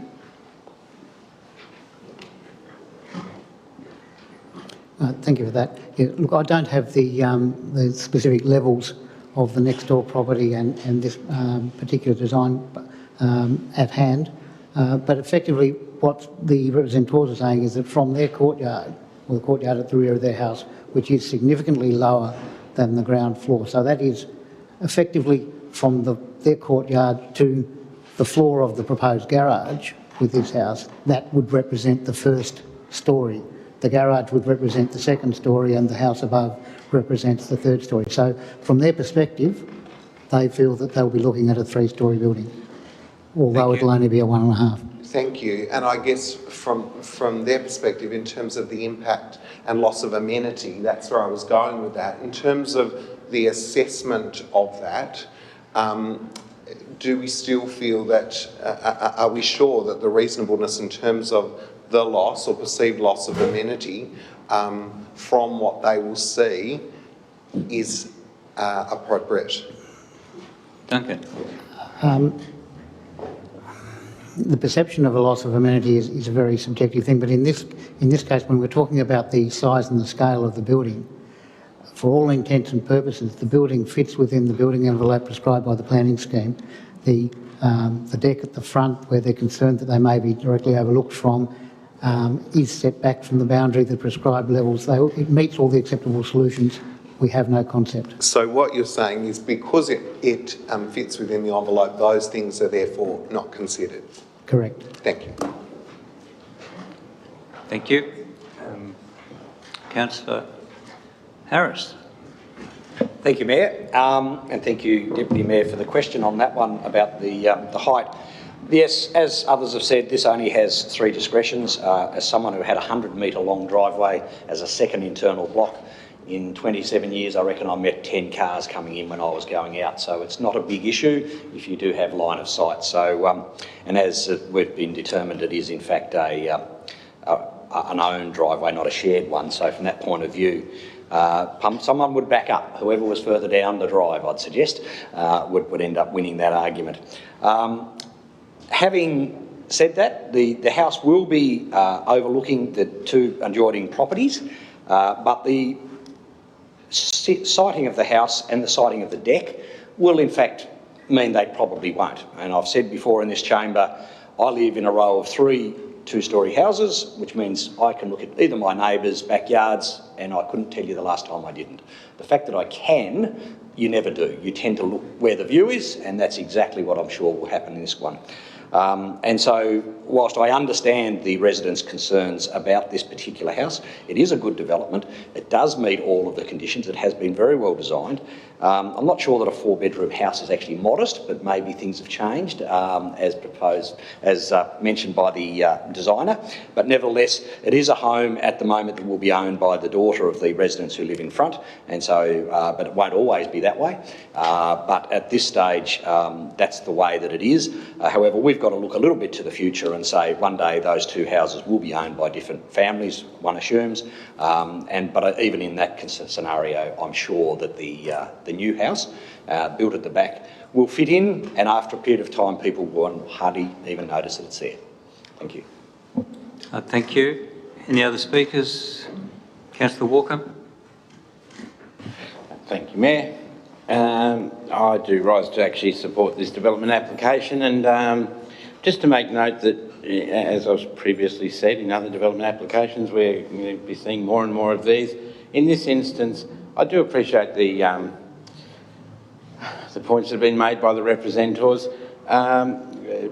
Potentially the property at the rear of this development, which probably has fairly uninterrupted views at the moment, will have somewhat interrupted views. So it might only be 15% of their view or so.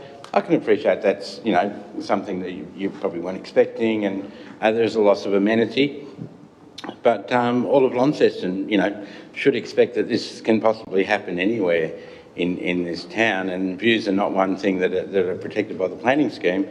I think in a lot of ways, this particular development is the appropriate use of this land. It's the process that we've gone through to have the subdivision and then to have the house development application put forward has resulted in what I would consider, an appropriate use. I see no overshadowing of people's houses or yards, minimal interruption, to people's amenity, and I agree with the seconder of the motion that I think it is something that, reasonably quickly will just become a part of that local neighbourhood. So, I will be supporting the motion. Thank you, Mayor. Thank you. Any other speakers? Councillor Mackenzie, wish to close.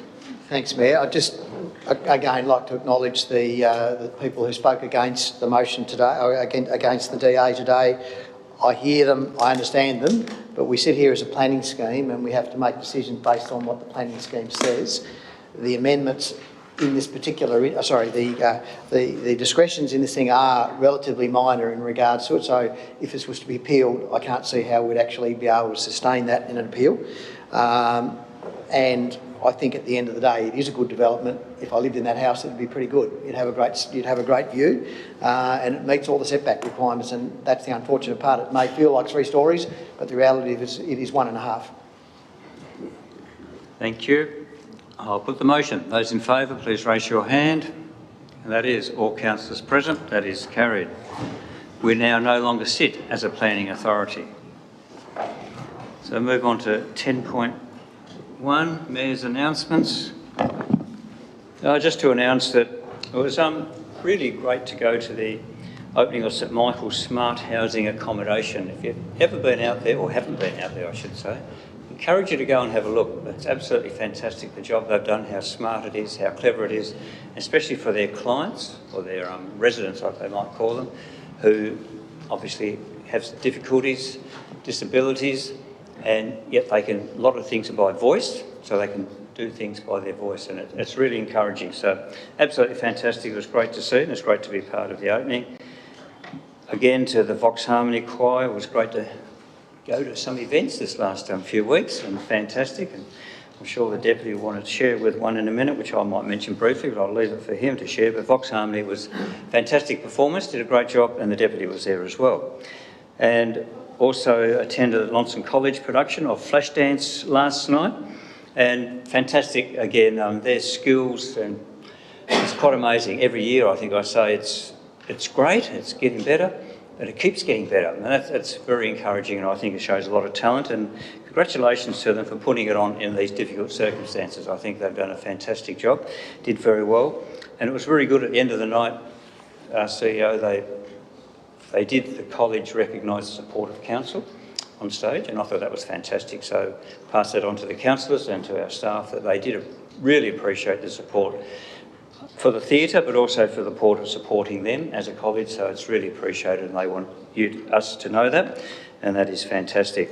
I'd also say on the Wednesday night I did attend the, which is not in here, the Premier's cocktail party with the Chamber, and there again, it was a good evening, and the Premier was also speaking complimentary of council and the way that we've worked. He said we don't always agree on things, which is correct, but he likes the way that we can work together and do things together, so I'll pass that on. He said that publicly, which was fantastic. And also then just add that was really great news yesterday for the Rampant decision on the Fragrance Hotel. I think that's very positive for our city, $80 million investment at this time, especially when the conditions, it's said in the Examiner, are but it's a very small but.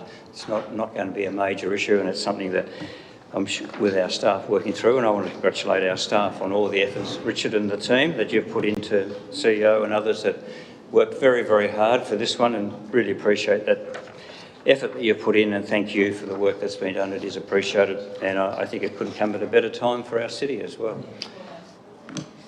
Councillor reports. Deputy.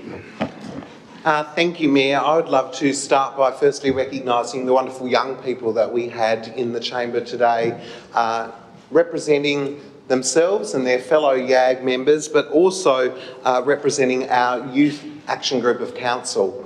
I think if ever we were wondering what YAG get up to, or the wonderful skills that are developed through YAG, we saw that today from the young people who were here presenting and asking questions of council, and we certainly acknowledge Dana and the great work that she's done in these last few months with the young people that we work with on YAG, together with the support of Councillor Daking and Councillor McKenzie, who were there at the beginning as well. Mayor, the second thing I'd love to mention, if I could, and you touched on it with regard to events, but the success of Junction, perhaps the first large-scale event that we've seen in a very long time, and their ability to tilt, to shift, to work within a very complex and ever-changing environment to stage what was an incredible 3 days of Junction Hometown, recognising wonderful local talent, celebrating all that there is to celebrate about Launceston and Northern Tasmania in our beautiful square. So congratulations to the team at Junction, and thank you to our council staff for working so well with them. Mayor, also in that cultural space, I would love to recognise that a number of councillors, but more importantly, a great number of the public have attended the first weekend of the QV Mag summer season, 4 brand new exhibitions. I don't know about other councillors, but there is a change happening at the QV Mag, and it is a wonderful one. And the excitement and the feeling of change that was present by everyone who attended not only Friday's special opening, but indeed the opening day on Saturday, was one of welcome, one of this place is heading in a new direction. And I think that's certainly something that we as a council have been aiming for. So to Tracy and her entire team, congratulations on what is a fabulous start to the new direction that Tracy is wanting to take the QV Mag in. And those 4 exhibitions, including Alastair Mooney's nest and that imposing bird in the entrance, is absolutely fantastic. You referenced it, Mayor, but as the council's representative on the Launceston College Association, I would too like to reference the 100 onstage students supported by a plethora of offstage and musicians and staff who were able, in this very trying year, to return to the Princess Theatre for a second time this year to stage their annual production of Flashdance the Musical. And I'll pass around the program for others to look at. But, you know, staging a production with only 1/3 of the audience and ticket sales possible. It's a risky business, and that school, Vicky Mackerel, and the team were so committed to ensuring that those students had a wonderful opportunity. And as you referenced, Mayor, the production was absolutely incredible. The last two things I would love to mention, Mayor, are things in the northern suburbs. We had the opportunity to welcome grade 5 and 6 students from Youngtown Primary School into the mall for an incredible dance performance earlier on in the week. One of the initiatives that Sarah McCormick and the team have been doing in Youngtown is connecting the students at the primary school with cultural and recreational opportunities, including a dance school, and they came into the mall and shared that with an audience, and that was a precursor to a much larger Youngtown community flash mob. And if you're interested, the opportunity exists to register to be part of that. And the second thing and final thing, Mayor, was the opportunity to drop into the My Place, My Future Ignite Us leadership program while representing yourself, and to explore the journey that the participants from the northern suburbs are on with Dean and Danielle as they come to understand their own leadership skills and their potential within the community to enact change and bring about greater prosperity for themselves and for that part of our community. It was a wonderful hour, and I can't wait to see the transformational impact that that program continues to have on those people. Thank you. Councillor Mackenzie. Thanks, Mayor. I just wanted to make a couple of comments. One was just to acknowledge your opening with the passing of ex-Alderman Peck, and I just wanted to make my own personal comments about how much I enjoyed working with Tony over a number of years. His passion for Launceston was sort of, you know, it was amazing. He just sort of did everything he could for this city almost till the day he dropped, and the class that he went out with, I think, was absolutely amazing. I had the opportunity to meet up with him a few weeks ago. He wasn't well, but he was still interested in what was going on in the city and wanting to know what we were doing and why we weren't doing this and various other bits and pieces. So he was passionate right to the very end, but a person who was much loved and will be much missed, I think, from this community. So I'd just like to send my regards on to Debbie and his family as well. And it was a fantastic fight, and we're sad that he lost it in the end of the day. The second thing I just wanted to focus on, we are in our last meeting for the year. I'd just like to acknowledge the great work of the General Manager, or the CEO, and his team, and what Launceston has achieved over the last 12 months in so many ways. I think dealing with COVID, the development applications, you know, the things that we've done, we've been out there and we've led from the front in regards to all the things to keep this community operating during some very difficult times. And if we sit there and look at the things that have been achieved, there's been the number of development applications that have come in with regard to UTAS. Today, the great news that the Fragrance Hotel project has now come on board.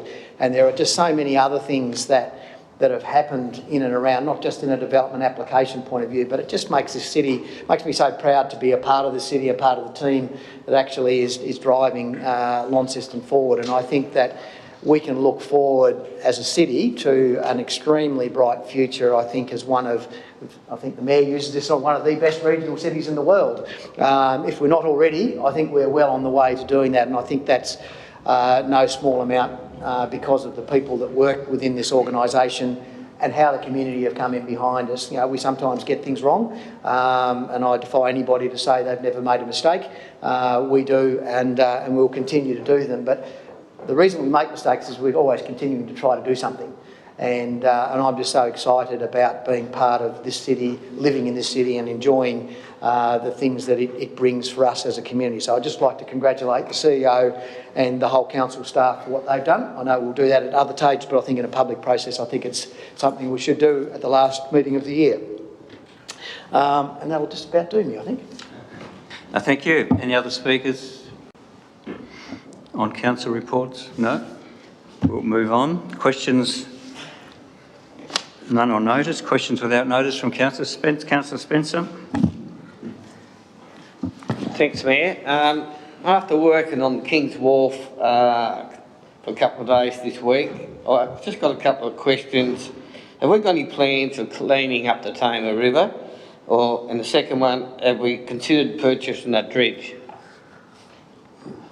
Thank you. Is that CEO or General Manager? Well, I think if we obviously refer back to the city deal in terms of the question, have we got any plans to clean up the Tamar River? You know, so we've developed the River Health Action Plan, and obviously been working for the last 18 months with with Taswater and the state government and the federal government around funding and sharpening up the actual River Health Action Plan to enable it to be implemented. So obviously that's been the bedrock of our focus. There's been work over the last 12 months where the $10 million worth of federal investment has been invested and spent in terms of making improvements in the upper catchment. So certainly trying to address the animals that are accessing the water and the impacts of agricultural activities and these type of things. So they're having great success with that, and it's been a good use of the federal money, and will have an impact in respect of improving water quality in the longer term. And obviously we've been working with the other councils around cleaning up those cross connections where you have sewerage that has been mistakenly connected into stormwater and those types of things over the years. So we've been working in that space. So in the new year, obviously we're a part of the Tamar Estuary Management Task Force. The task force has been working on preparing a report around options for the community in respect of sedimentation management moving forward. So we expect to receive that report from the task force early in the new year, and that will come to council for consideration, as it will be considered by the various parties that have an interest: the state government, the West Tamar Council, the Chamber, and so on, that all have an interest in respect of how the actions need to be implemented on the Tamar. So in terms of the question around the dredge, that will be answered further to receiving that evidence-based report, and then understanding what the TEMP's view in respect to those future actions. So I hope that answers the question. Very well done, except to mention the total amount, 130 million, is being spent on it, so it's quite a lot, as it will be. Thank you. Any other question? Councillor Walker? Thank you, Mayor. Question to the CEO, or perhaps to our Infrastructure General Manager, in regards to the expansion of the floodgates at the Riverbend Park. Can the officers just explain how this came about? Were there alternatives for pedestrian access? Was it an oversight that we didn't have pedestrian access, or that entrance was too narrow? It seems to be that the reason being, it has created a danger zone for pedestrians. But yeah, just some rationale behind that, and whether there were any other alternatives other than widening it, which I imagine will come with some substantial cost. General Manager Shane. Since the very start of the project, it's always been the intent to widen that, to allow things like buses to get in, and also pedestrians. It's a solid structure. We could cut a hole somewhere else for pedestrians, but it was considered that it'd be of better integrity for the levee to just widen the gate. Well, in that case, it's work that we're undertaking ourselves. It's not contracted out. It's not. Yeah, the work's contracted out. Yep. So it's been through the tender process. Yes, it has. Oh, okay. Thanks for that. And just another question to the CEO in regards to the acquittal of the digital innovation grants and the commencement. Just to ask if those grants have been acquitted, and when we might expect the commencement of an independent audit into the process of applying for and the awarding of an acquittal of those grants. CEO. Thanks, Mayor. So I had no prior notice of the question, so I haven't been able to obviously ask and seek the exact information in respect to the current status of the acquittals. I was certainly aware that they were coming in. We were expecting to see the last of them come in towards about now, so and again, I'll have to check in terms of exactly the stage of the receipt. So what we're working on at the moment, obviously, we have to bring a terms of reference back to the council prior to initiating the audit. So that will happen in the new year once we have received all of the acquittals, and then obviously the council will be able to determine by way of the scope in terms of the timing and the expectations in respect of the delivery of the audit. Thank you. Councillor Mackenzie, was there a question? Any other councillor with a question? No? We'll move on then. We go to Tender Review Committee, 13.1. Moved Councillor Cox, seconded Councillor Mackenzie. Do you wish to speak to it, Councillor Cox? Yeah, I probably do, Mayor. Probably do. I probably do. I probably should, is probably more to the point. As the year draws towards an end, we seem to be getting busier and busier, which happens every year. The four that were relevant here were the Komatsu purchase of a new landfill bulldozer for the waste centre, the Golconda Road for contract work there, contract electrical for the solar installation at the Aquatic Centre, I'll come back to that in a moment, and the Crossroads civil contracting for the Quarantine Road curb and pavement. Three pretty straightforward. The contract electrical one caused a bit of a discussion. The decision to use one particular contractor who were also using a subcontractor caused some discussion. Councillor Spencer wasn't that delighted about it, but he happened, whilst he didn't support it, he's been pretty good with it so far. So we got those four through. I think we had 6 more this morning. And I just wanted to finish up by saying thank you to the staff, because it's not just 1 or 2 people who turn up to these tender review committees. There's a whole heap of council staff, and over the last couple of years, the information that we get now is far superior to the information that we used to have 3 or 4 years ago. We do it a little bit differently. I think we do it a lot better, and I would probably thank Councillor Mackenzie for that, because he drove, or was instrumental in driving the better information and the way that we do business. So all in all, I think we've had a pretty good year. I think we've got most of it right. I'd like to think we get it all right all the time, but that doesn't happen. So we'll look forward to seeing if we can get it all right next year. Thank you. Councillor Mackenzie. Any other councillor wish to speak? Councillor Spencer. Thanks, Mayor. One of the ones with the buying the dozer, I'd like to see us probably, a lot of councils put their second-hand vehicles and machinery out for tender in the paper. It was a massive difference between the 2 prices that we got offered for trading, and I think we could get a better deal if we put some of our big machinery out for tender instead of selling it back to the suppliers. Thank you. Statement. Thank you. Any other speakers? Councillor Cox, wish to close? No, all set, thank you. I'll put the motion. Those in favour, please raise your hand. And that is all councillors present. That is carried. So we do move on to 14.1. Move Deputy Mayor. Seconded Councillor Harris. Do you wish to speak to it, Deputy? Never missing an opportunity. I just wanted to highlight that we had a presentation from Mona Foma with regard to the wonderful undertaking that will be occurring in our city before we reconvene as a council, and the collaboration and partnership between the City of Launceston and the staff to again pivot and change from a mainly interstate to a more intrastate event, saw what Councillor Dawkins referred to this morning on the bus as tickets being sold out within 5 minutes. So we look forward to the January iteration of Mona Foma. It's been very, very successful for Northern Tasmania and for our Launceston, and as we come to the end of the initial agreement, we feel very sure that the state government will have noted the outstanding deliverables that have come from Mona Foma and look forward to that continuing more into the future. So all of the workshops are informative, but that one deserved a little bit of attention right now. Thank you. Councillor Harris. I wasn't going to, but I will just mention the Launceston City Heart project, where the council staff took us out to have a look at it from the street.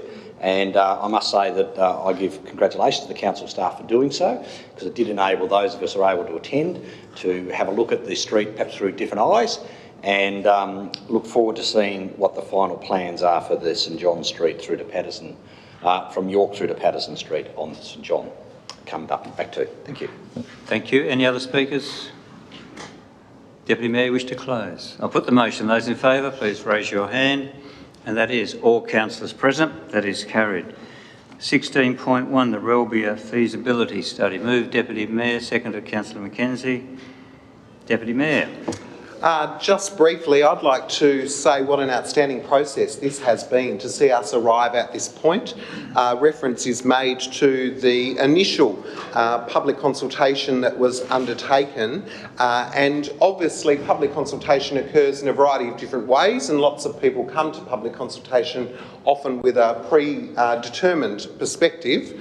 But I think what happened, and I had the pleasure of attending one of these consultation phases early on in the development of this particular study, was that the people were really generous because they wanted great outcomes for Relbia and wanted to see that Relbia, I guess, would be retained, but also to understand that change is inevitable. So I think the vision, and I would like to read into the meeting the vision in the report that we're seeking to release for further consultation today. The vision being Relbia will be retained into the future as a rural living lifestyle community. Relbia will be differentiated from other parts of our Launceston housing supply due to the presence of natural vegetation and wildlife, scenic character and views, larger lots and a sense of privacy. Existing and new non-residential land uses such as wineries will be encouraged to remain, and new tourism and related uses will be supported where they continue to the character and sense of place in Relbia. Where subdivision is supported, it will be site responsive and new housing will be encouraged to incorporate excellence in design and environmental sustainability.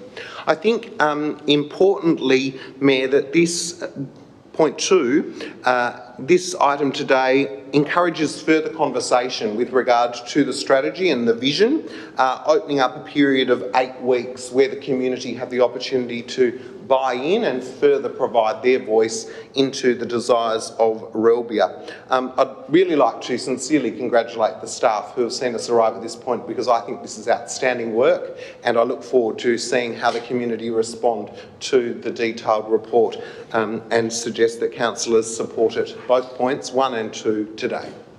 Thank you. Councillor Mackenzie. Thank you, and I just think, just reiterating comments made by Councillor Gibson, that we as an organisation, and so it goes back to my comments I made in public comments that I made about we get better and better, I think, at what we do. And I think that this consultation process is another one where I think we've improved. You know, we've sometimes not quite got it as right as the committee was, but I think we go out there with a listening view. We'll hear, and sometimes they'll tell us what we aren't doing right, and that's okay. And that's always a perspective depending on where you're looking at various things. But I think this process appears, and the feedback I've had from members of the Relbia community would say the process has been run really, really well, and they've felt they've been heard, and not just been sort of told this is the way we're going down. And again, the beauty about it is they still have their opportunity to have their further statement again for another 8 weeks, and I think that's great. I think the one comment that I had, and I know Councillor Harris has pushed this as well, is the ingress and egress out of Relbia, and in particular the Hobart Road access, is something that I'm continually hearing from people who say, I've been out there for 30 odd years and I drive out there and I think there's nothing coming, and all of a sudden bang, there's nearly a truck on my backside. So I really believe as part of that consultation process we should make sure that we collect that data on our infrastructure entries and exits from Relbia to see what we may need to do, because I think we are going to need, well, I think we will need to do something as this evolves, and we're looking there for more blocks come in there, and I think from a safety point of view, we need to be conscious of what's been said by the people who drive in and out of there every day. So I think fantastic job, everybody, and it's the job not done yet, but it's a really good process, and I'm knowing that the people of Relvia are respecting what we're doing. Thank you. Any other speakers? Councillor Harris. I'll only speak because Councillor McKenzie stole my thunder about the need for a roundabout at Relvia on the Hobart Road intersection. It is something that has been one of my items of concern since I elected to council 2 years ago. Thankfully, we have had at least some discussions about what could be possible on that roundabout, but I would encourage residents to again use this 8-week consultation period to perhaps raise that as an issue for them as well, because the amended plans will see a greater intensification of housing at that start of Relvia Road under the proposed changings, where we will probably see more of a smaller lot subdivision than what's currently there near the Jinglers Creek start. So it is something that has been a long and ongoing process, and look forward to encouraging the residents out there to have their say. Thank you. Thank you. Any other speakers? Deputy Mayor, wish to close? Well, just briefly, and not only to have their say, but to interrogate what is provided in this wonderful document. And of course, the road safety audit and traffic impact assessment by Pitt and Sherry that's contained within certainly understands the limitations and the challenges. So definitely encourage all residents and those interested to interrogate the issues, but importantly to respond to the document, because lots of those initial conversations have already occurred.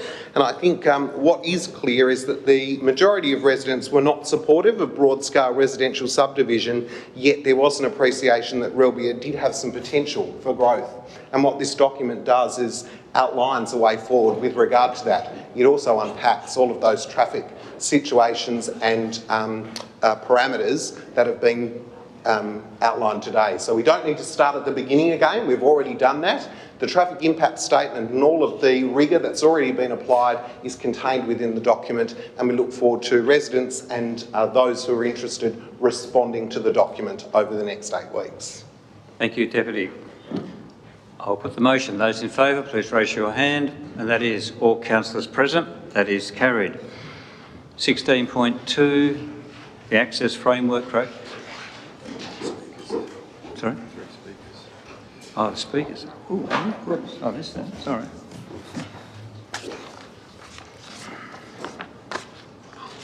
Thank you.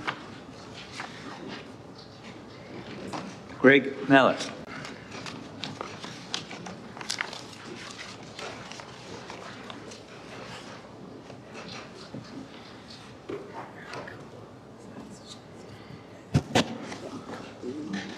Good afternoon all.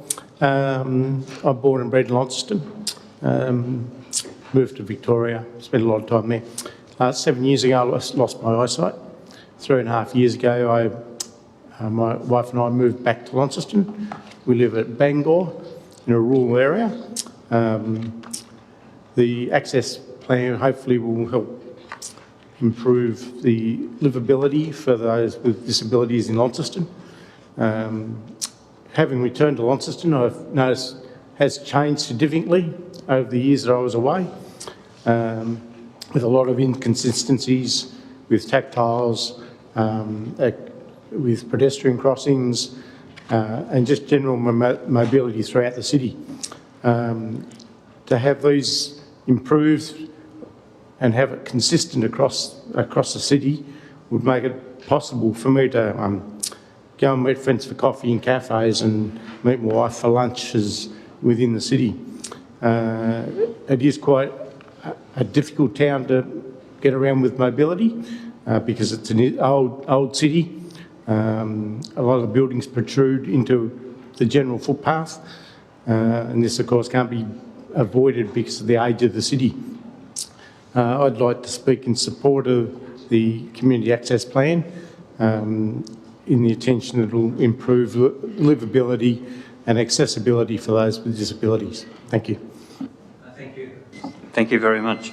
Sheila Birchall.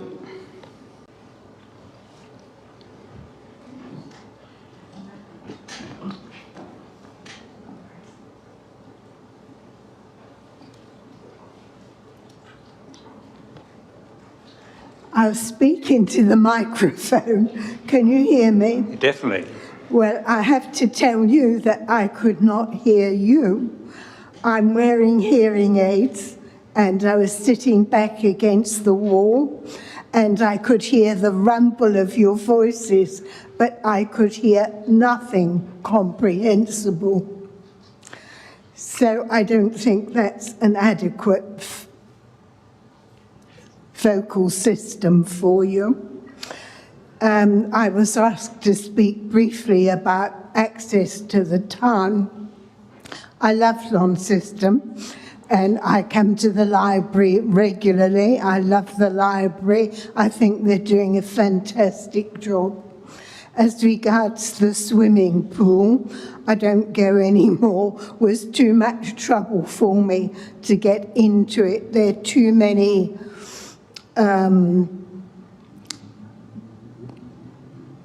inadequate measured access points. The steps are uneven.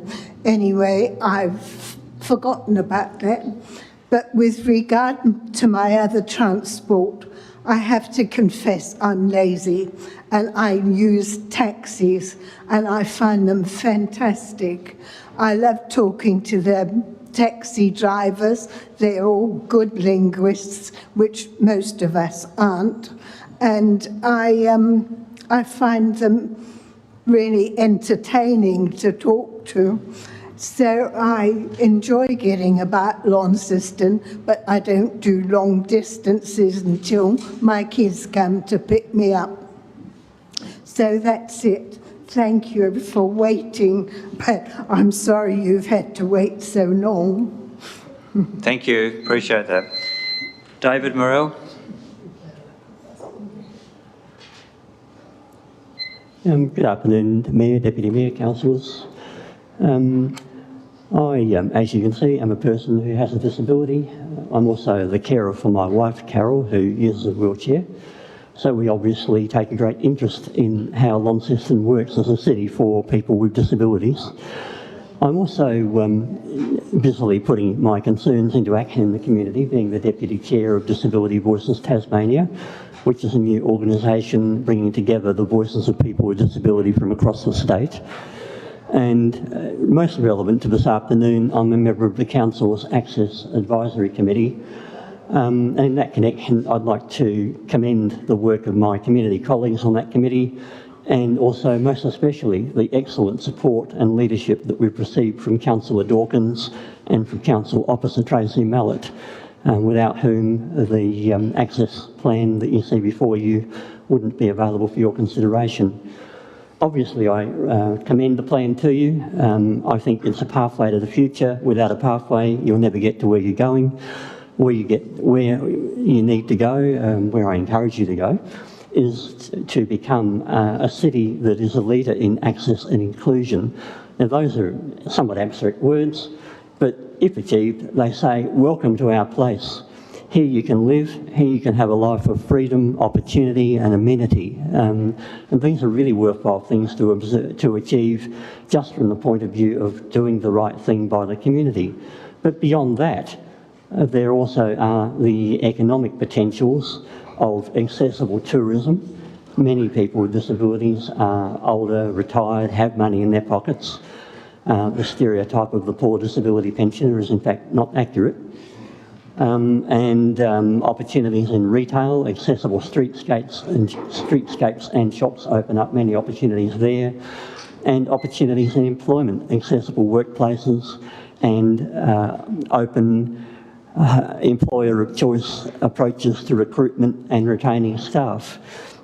And in that connection, I could encourage the council to become a leader in the recruitment and hiring of people with disabilities. A council should look like the community that it serves, and here is an opportunity to do that. And finally, in very particular, I would like to commend to you the notion of employing at some point a disability access officer to bring together all of the initiatives, to be the expert, to be the focus of problem solving. And I can say that I've seen that work extremely well as an investment for the Playford Council in South Australia, with whom my colleague Mike Taggart, my good friend Mike Taggart, in fact, was their Disability Access Officer for about 25 years, and that council was able to achieve many great things for people thank you. with Your time disabilities. is well and truly. And thank you. Thank I you. commend it to the council. Councillor Dawkins is moved. Seconded, Deputy Mayor. Do you wish to speak to Councillor Dawkins? Yes, thank you very much, Mayor. I believe this is another one of those instances when the community speaks for themselves. We've listened to the lived experience of community members who are on the Access Committee or who have fed into the report, into the Access Framework. There's so much that we can unpack from the work that's been done over the last couple of years, and there's so much work to do. But what this document represents is it's practical, but it's also high level, which is, I think is what we should be looking for from so many of our strategies. We want to understand the legislation that we work within. We want to understand what we're already doing, but we need that real grassroots community understanding of what it is to live within these kind of constraints. I don't think any of us can really understand, though it is of course clear that not all disability is something that you can see. There are so many hidden disabilities, and none of us should ever make a decision based on a judgment, looking at somebody that you understand what their life is. So there's much work to be done. I want to commend the work of the community representatives. They bring such depth to that table, and without them we wouldn't have been able to do this. And especially to you, David, you're one of the most articulate people that I've listened to in many years, and I believe there's a place for you in community leadership, which I understand through the pandemic there was an article in the local newspaper dedicated to your experience, and without those stories we wouldn't understand what it is that we need to do better to support our entire community. So we've taken from this, there are 5 key priority areas, and we're now beginning to populate those key priority areas with actions. Some of those we will fight for budgetary line items, and some of them we'll be able to implement without excess operational budget. So I think that's important as well. We've got to be able to work within our constraints. You know, we're not going to come to you and say, we want the world. We know we can't have that, but we do want something, and we do expect to see movement by the end of 2024, when this access framework is to be implemented. We expect to see some budget items put aside for this very important work. So I think thinking about the access officer, that's something that it ticks a couple of our boxes here. So we can bring lived experience into the community, council community, but we can also start to advocate for people who need advice. You know, this is my problem, who do I speak to about that? You know, how do I access that information? That's something that we could do on perhaps a 0.5 to start with. We're not asking for an enormous amount of money here, but we are asking for movement in this area. The way that our documentation is presented, and today, the way that our meetings are presented, I mean, that is a perfect example of what we're not doing. We need to move through this access so we can get to more inclusion and a way that we can really promote and applaud the diversity within our community, because we don't, and we're not right now. I know we're not, because we talk about this, we sit around this table, we reflect each other, we consistently reflect each other. We very rarely see people who are different, and it's very important to see our community reflected in all levels of decision making. That's the way forward for a progressive, understanding, compassionate, kind, contemporary community, and that's the way forward for our community. So I know we're going to get unanimous support for this today. This is not contentious, it's modest and it's real, and I'm extremely grateful for the work that's been done by council officers. Thank you, Tracy. Thank you very much. Deputy Mayor?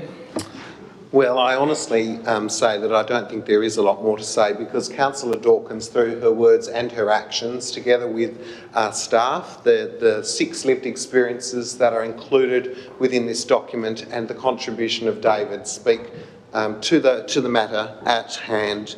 I think, though, for me that this is about improving the lives and opportunities for people within our community.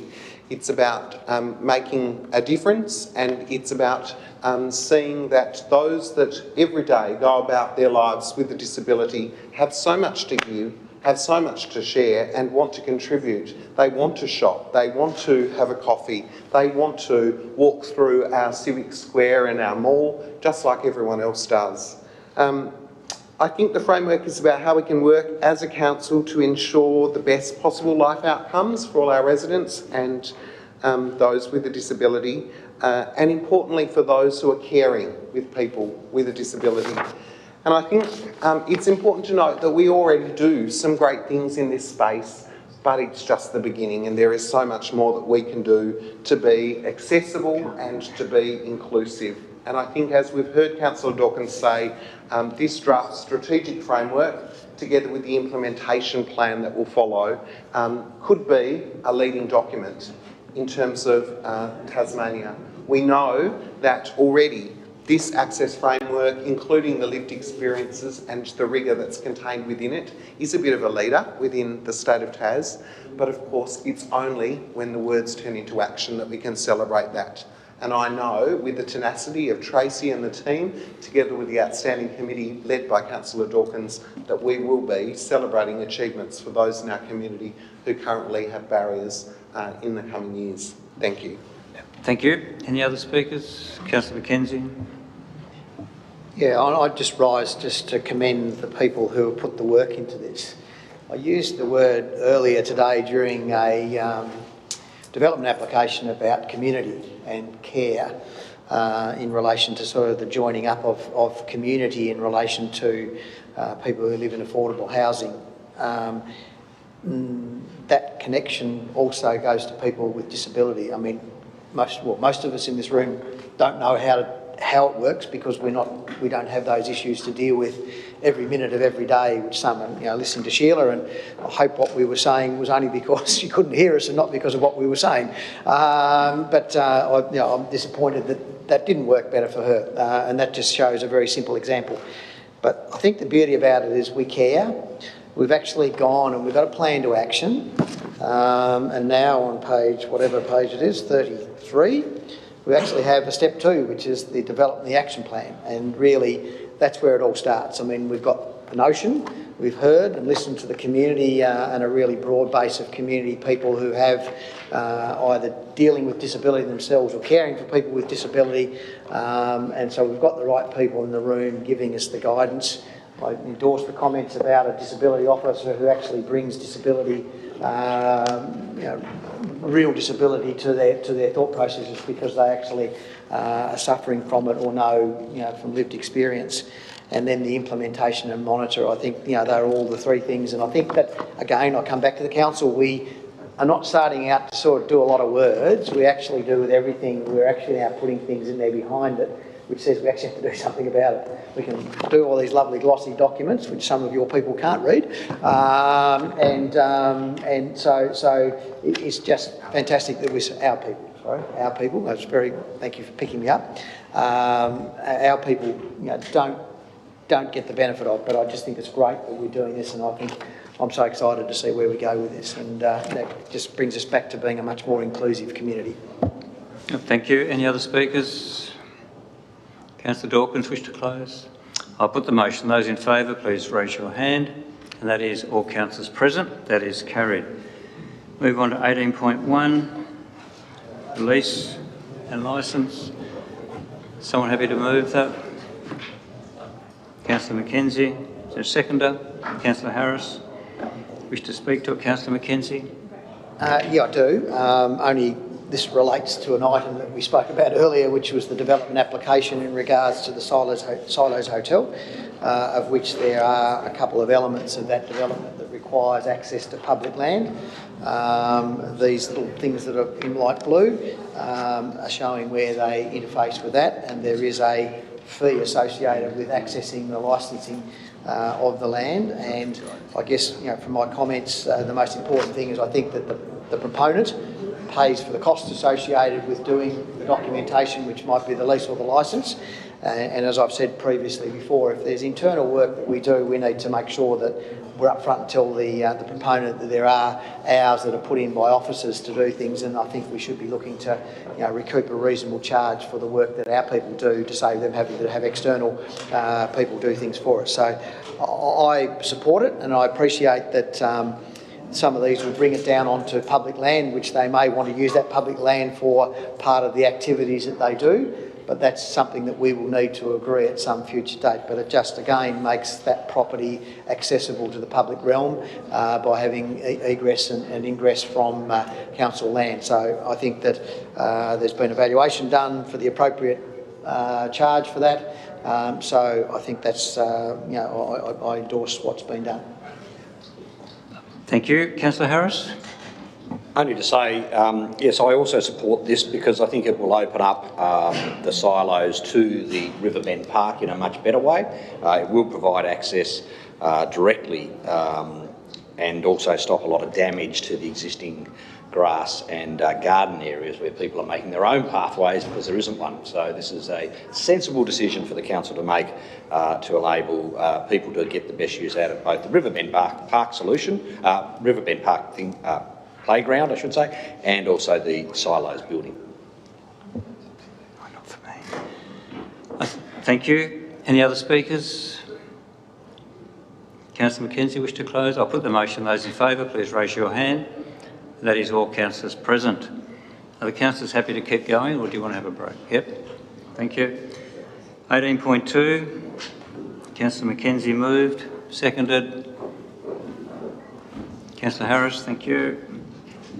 Do you wish to speak to it, Councillor Mackenzie? I do, and thank you for the work that's been done again in regards to this. This is just about 2 strips of land, which will enable a potential submission for a future development. But at this point in time, that is a separate exercise, and I think if we read through a number of the representations, they actually don't relate to the issue at hand. That's a future step that they'll need to consider. And it's interesting when we reflect back on the Relvia plan that actually this block of land is actually designed to turn into rural residential land, I think, in the planning scheme or the proposed planning scheme for that. But that's another day for us to have that conversation. This is the first step, which is enabling the person who owns the land to buy sufficient land to be able to put an appropriate road into the subdivision should that be approved. But that is a future thing that we need to deal with. The only issue I think that really is of relevance is the trail and people's access to the trail that goes around Glenwood Road and around into Opossum Road. And certainly I think it's conditioned, or will be conditioned, that the road the land that we're selling will still be open for people to use it as the Relvia Trail, and they'll just traverse across that.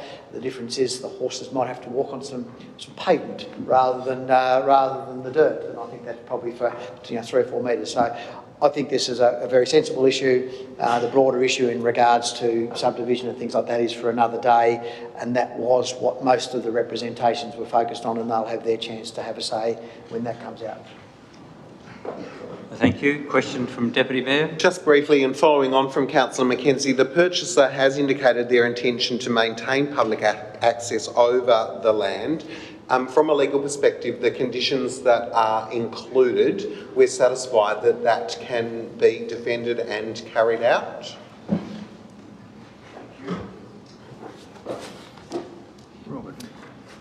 Yeah, the existing right of carriageway is not changing, so there's no change to the existing rights. There were no obstructions at the time of the grant of the right of carriageway, and therefore it would be unreasonable for the purchaser to now put up any obstructions as a result of the sale. So it doesn't appear that there will be any issues as a result of this. So there's no intention to change any existing use of the Glenwood Trail, and I think everyone agrees that everyone wants it to remain open for enjoyment, and that's what council will definitely be endeavouring to ensure as well. Thank you. Councillor Harris, wish to speak? Any other councillor wish to speak? Councillor Mackenzie, wish to close? I'll put the motion. Those in favour, please raise your hand. And that is all councillors present. That is carried. Move on to 18.3, proposal of park and reserve names. Someone happy to move? Councillor Mackenzie moves, seconded Councillor Finlay.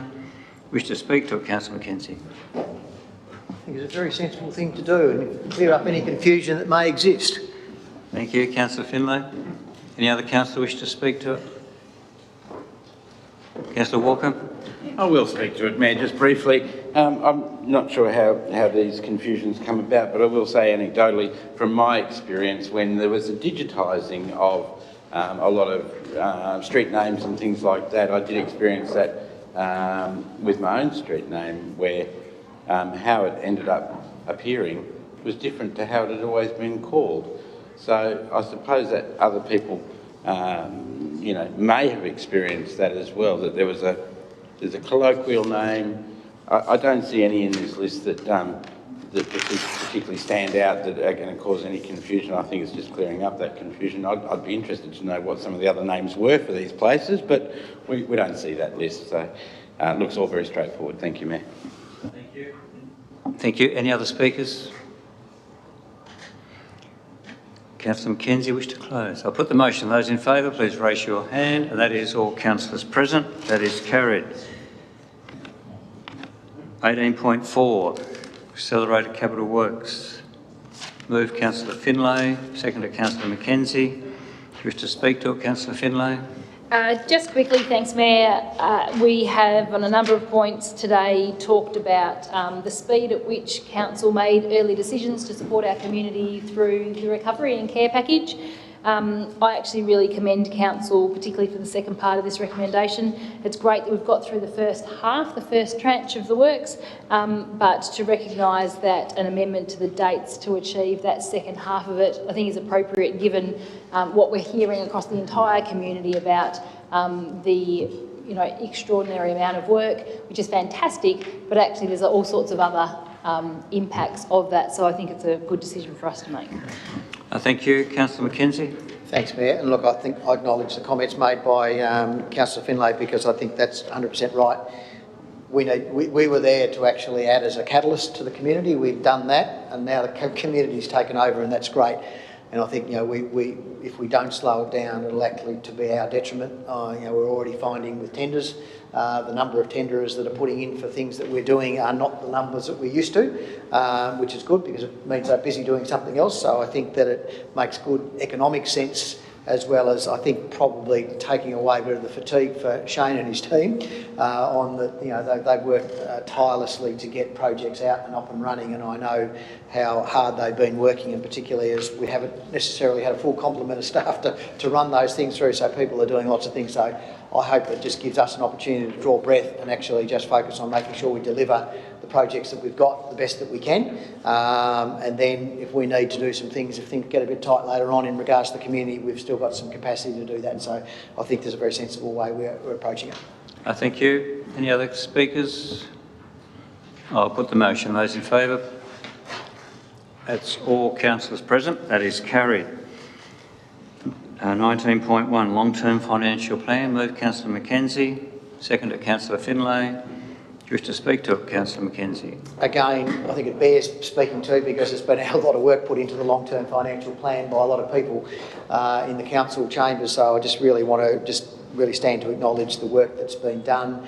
We've had a number of workshops where we've tested things, we've challenged things, we've questioned, and we've had answers to all those sorts of things. And I think that that the staff are to be commended with the plan that they brought up, and I think probably it's more in depth than most plans, if they even exist in a lot of other councils around the state. So I think well done, everybody. And as we can see there, that plan doesn't mean that's what's set in concrete. It's something that will get reviewed on an annual basis or an as-needs basis, and I guess the deck chairs are able to be shuffled around as changes are required from our organisation. And again, the capital works plan is something that probably would have accelerated some of the things that were out in the outer years, brought them forward, and now some of those will shuffle back now because of we don't need to do those so far. So I think well done, everybody, and I just commend the plan to everyone. Thank you. Councillor Finlay. Thank you, Mayor. I wasn't going to speak, but something that Councillor Mackenzie said, I really enjoy working with Councillor Mackenzie across a lot of the financial aspects of council, audit and finance and others, and I love the way as a whole organisation, our staff and us as elected members have worked on this for a really long time. I think it's a really serious piece of work and it bodes us well for the future. However, the moving of the deck chairs, I think the fact that we have actually reviewed this and we've spent so much time interrogating and checking in on what that long-term path is, what we're actually seeking to do is to set a pathway and to not necessarily move the deck chairs from year to year, although it will be reviewed from year to year and set forward again, because what is quite serious about the adoption of this is that we're committing to a pathway going forward, which is not necessarily comfortable. And so if we find comfort that we can move it every year, so I'm sort of like cheekily responding to your comments. Yes, that is true, but I think what we need to do if, as councillors today, we make this commitment, we're making a commitment to a tough pathway of financial decisions into the future in order to best support our community. And I think that's the decision that we're making today. Thank you. Any other speakers? Councillor Mackenzie wish to close, no doubt he will. I have to respond to that. And again, sometimes my language skills aren't that good, but my moving of the deck chairs is actually still within the framework of the long-term financial plan, in that, yes, we have a plan, but like all things, you have to be flexible and adopt and adapt, and that's what we do. Thank you. We'll put the motion. Those in favour? Step ahead. Oh, that's all councillors present. That is carried. 19.2, delegation of the council. Somebody happy to move that? Councillor Harris, seconded. Councillor Mackenzie. You wish to speak to it, Councillor Harris? Councillor Mackenzie. Any councillor wish to speak? I'll put the motion. Those in favour, please raise your hand. And that is all councillors present. That is carried. 19.3, delegation of council to council officers. Moved Councillor Mackenzie, seconded Councillor Harris. Do you wish to speak to it, Councillor Mackenzie? Councillor Harris? Any councillor wish to speak to the item? I'll put the motion. Those in favour, please raise your hand. And that is all councillors present. That is carried. 19.4, Crown Leafs Home Point Parade. Moved by Councillor Finlay, seconded by Councillor Mackenzie. Wish to speak to it, Councillor Finlay. Councillor Mackenzie.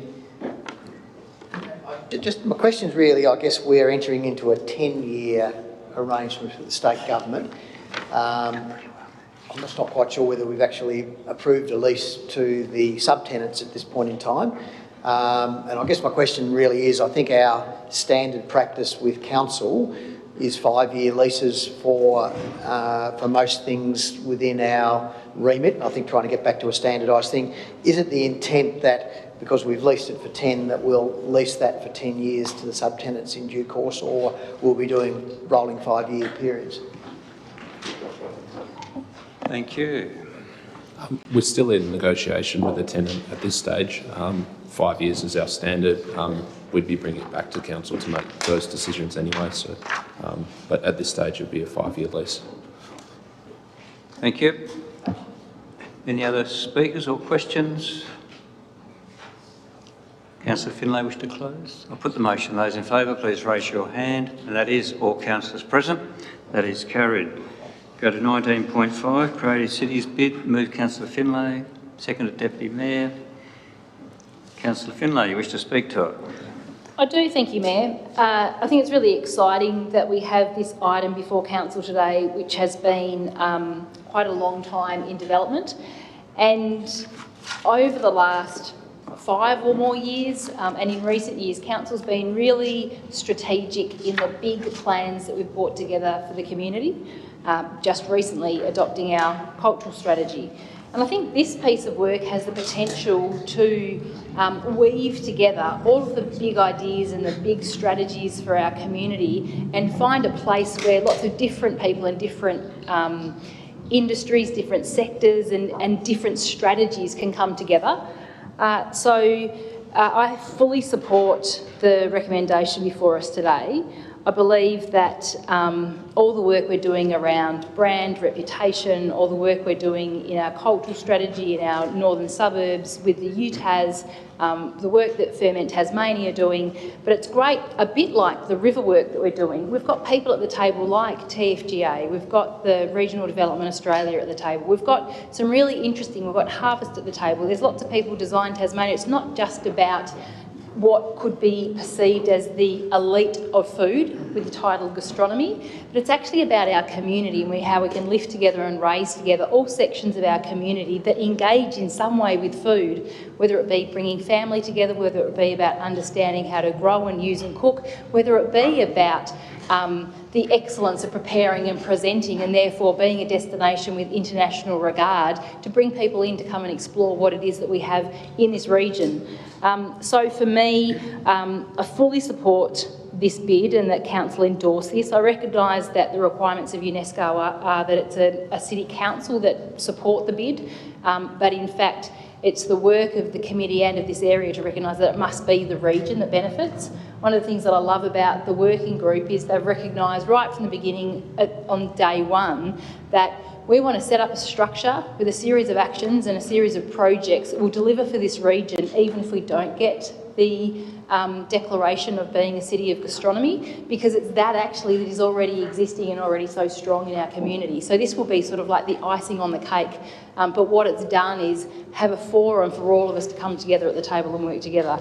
So for me, I think this is really exciting. It's come at a time, if it had been 5 years earlier or 5 years later, you know, I think there's sort of the perfect storm happening at the moment where we're recognising the integration of all of these different elements, whether it be our farmers, our producers, our designers, whether it be Indigenous community and the tools of food. There's so many different things that are rich in this that at the moment the small ask in terms of providing our principle in support is here, that we endorse that the bid go ahead and that we look how we can work with the region to fund this ongoing in a way that we can really cement and embed all of the great things that are happening in the region under what will be an internationally regarded title of a city of gastronomy. Thank you, Deputy Mayor. Thank you, Mayor. Just briefly to follow Councillor Finlay, I really think this is a game changer, and I would encourage anyone who is just looking at this as a request for money, notwithstanding today it's not about the money, to dig much deeper, to look at all of the strategies that we as a council have identified as our priorities, and to see that if this was successful, even if it wasn't successful, the journey taken to arrive at that point aligns so beautifully with all of the things that we are trying to do. So I would encourage, if you've got doubts, if you've got questions, if you don't understand it, to dig a little deeper, because I truly believe this has the capacity to strategically achieve so many of the things that we are wanting to do. And I believe wholeheartedly in the committee, I believe in the work, and I look forward to them continuing to explore financial partners, because this for us is a game changer and must be supported. Thank you. Councillor Mackenzie. Thanks, and I rise to support the motion as well, again, given we're doing it in principle, so the money will flow later on, and I think that'll be a thing, a separate exercise as we go forward, and I like the fact that the committee is going out to the broader region to seek their support, and I hope that they fall in behind it.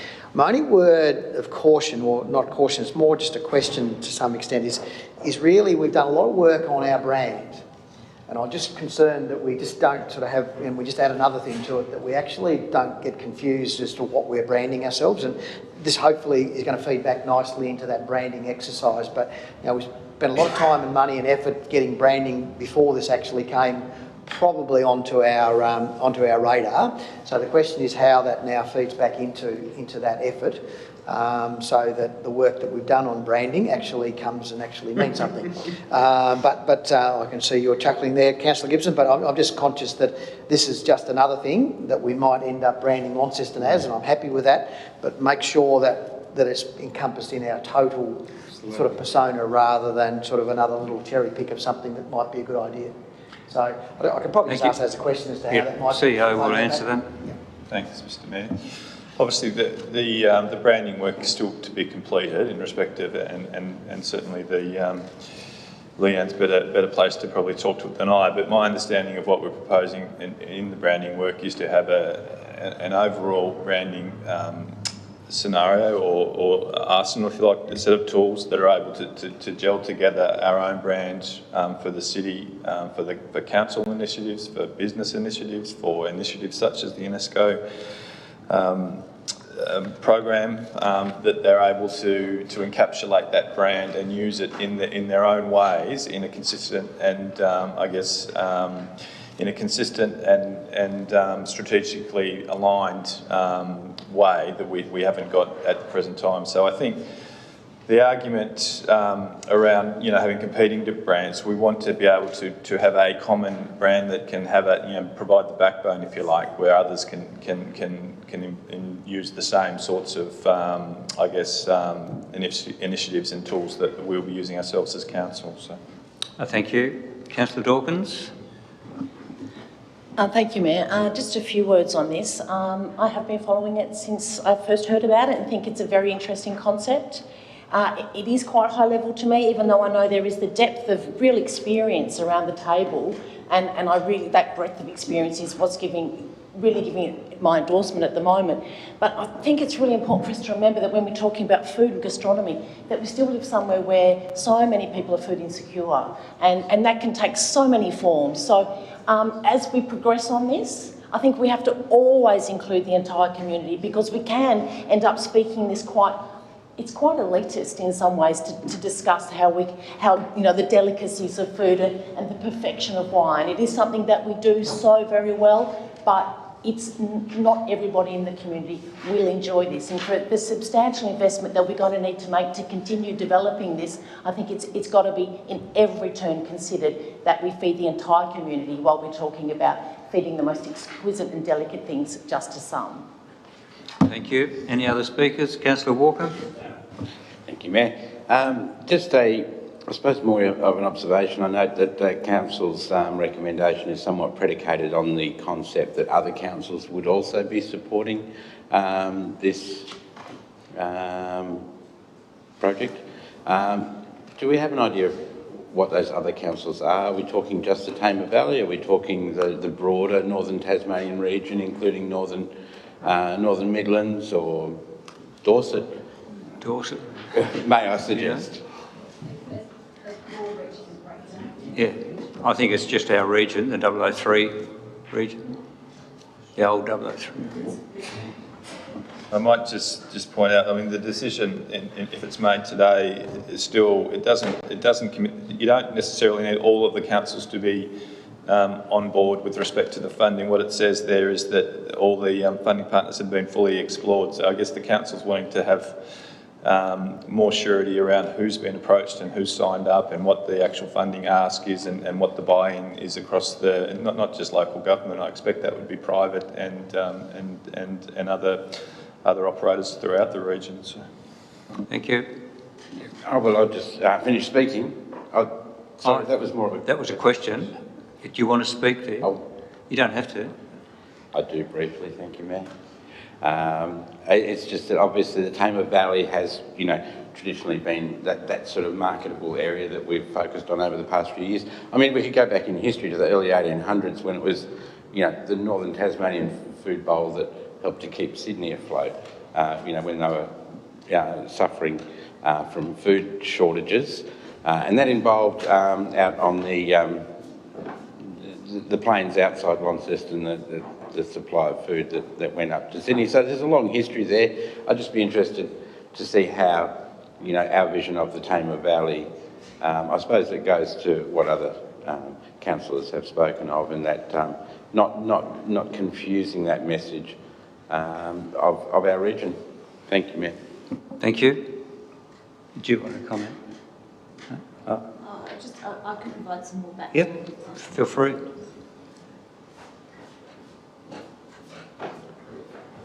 Thanks, Mayor. I appreciate it. I just realised I'm probably the person in the room who's been on the journey for most of the time.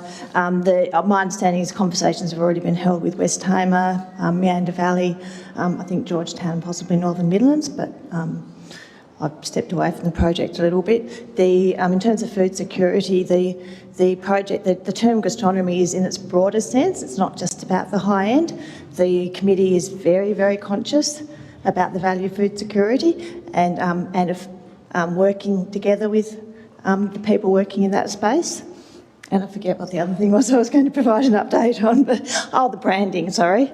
The way that the brand has been developed is that the bid very much would feed on the brand. So we would work with the committee to help them to weave the brand through the submission before it was made. Thank you. Any other speakers? Councillor Finlay, wish to close? Yeah, I'd love to close, thank you, Mayor, and address some of the issues raised within the discussion. And I was hoping maybe to be a little clearer when I spoke at the beginning. At the heart of the whole committee and this whole bid is people and family and food security. It's actually for the UNESCO delegation of gastronomy, unfortunately that's what it's called, but from the very first day it was always talking about access to food, sharing food, bringing community together around food. And of course it's all based out of the Sustainable Development Goals, which is very much about that. So absolutely commitment from everybody is almost sort of this like step back from the word gastronomy, although that's what we have to call the bid. So it's very much at the heart of the work that's done by the whole working group and all the members of the working group. In terms of brand and brand alignment, I think that's a really good point to raise. And just recently we were acknowledged as the most generous city, or we want to be a child-friendly city, and we want to be a city of gastronomy. I think those things all sort of package in around an overall brand, and there's definitely... sorry, I thought you'd gone. What Leanne mentioned about how as our brand work evolves and this bid gets prepared, hopefully there'll be some information that can cross-inform that, how it goes together. But I see it absolutely a key part of our brand work in any case around food. And the last point I suppose I wanted to raise was that the people that have been brought together around the table are both very strategically intelligent and committed and passionate about community and food, and so any sort of strategic alignments that are due to be made around different strategies and brands will be very much top of mind, and a lot of those people are already involved quite actively in those other works as well.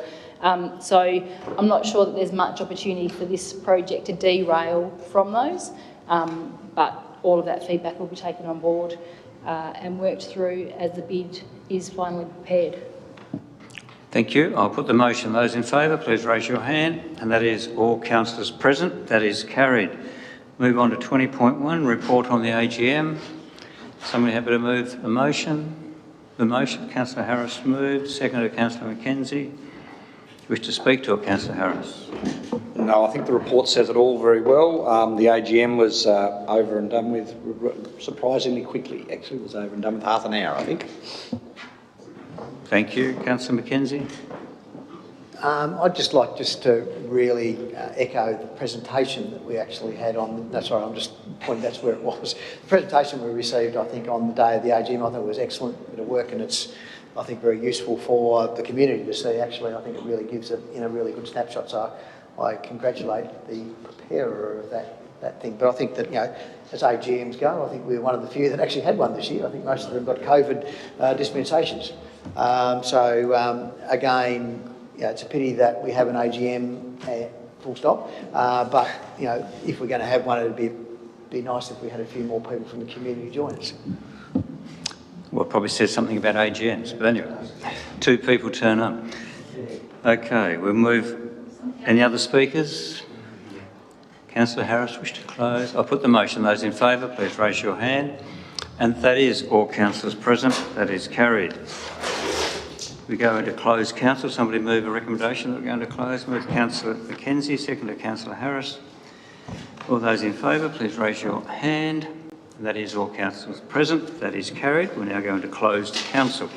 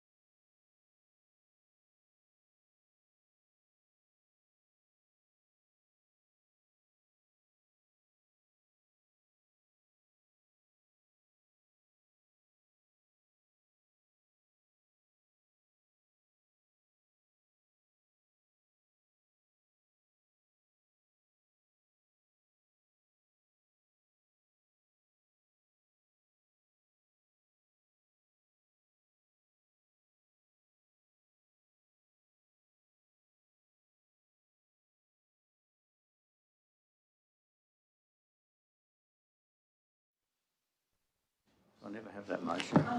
Oh, no, they do it this week. Have you got the motion? There.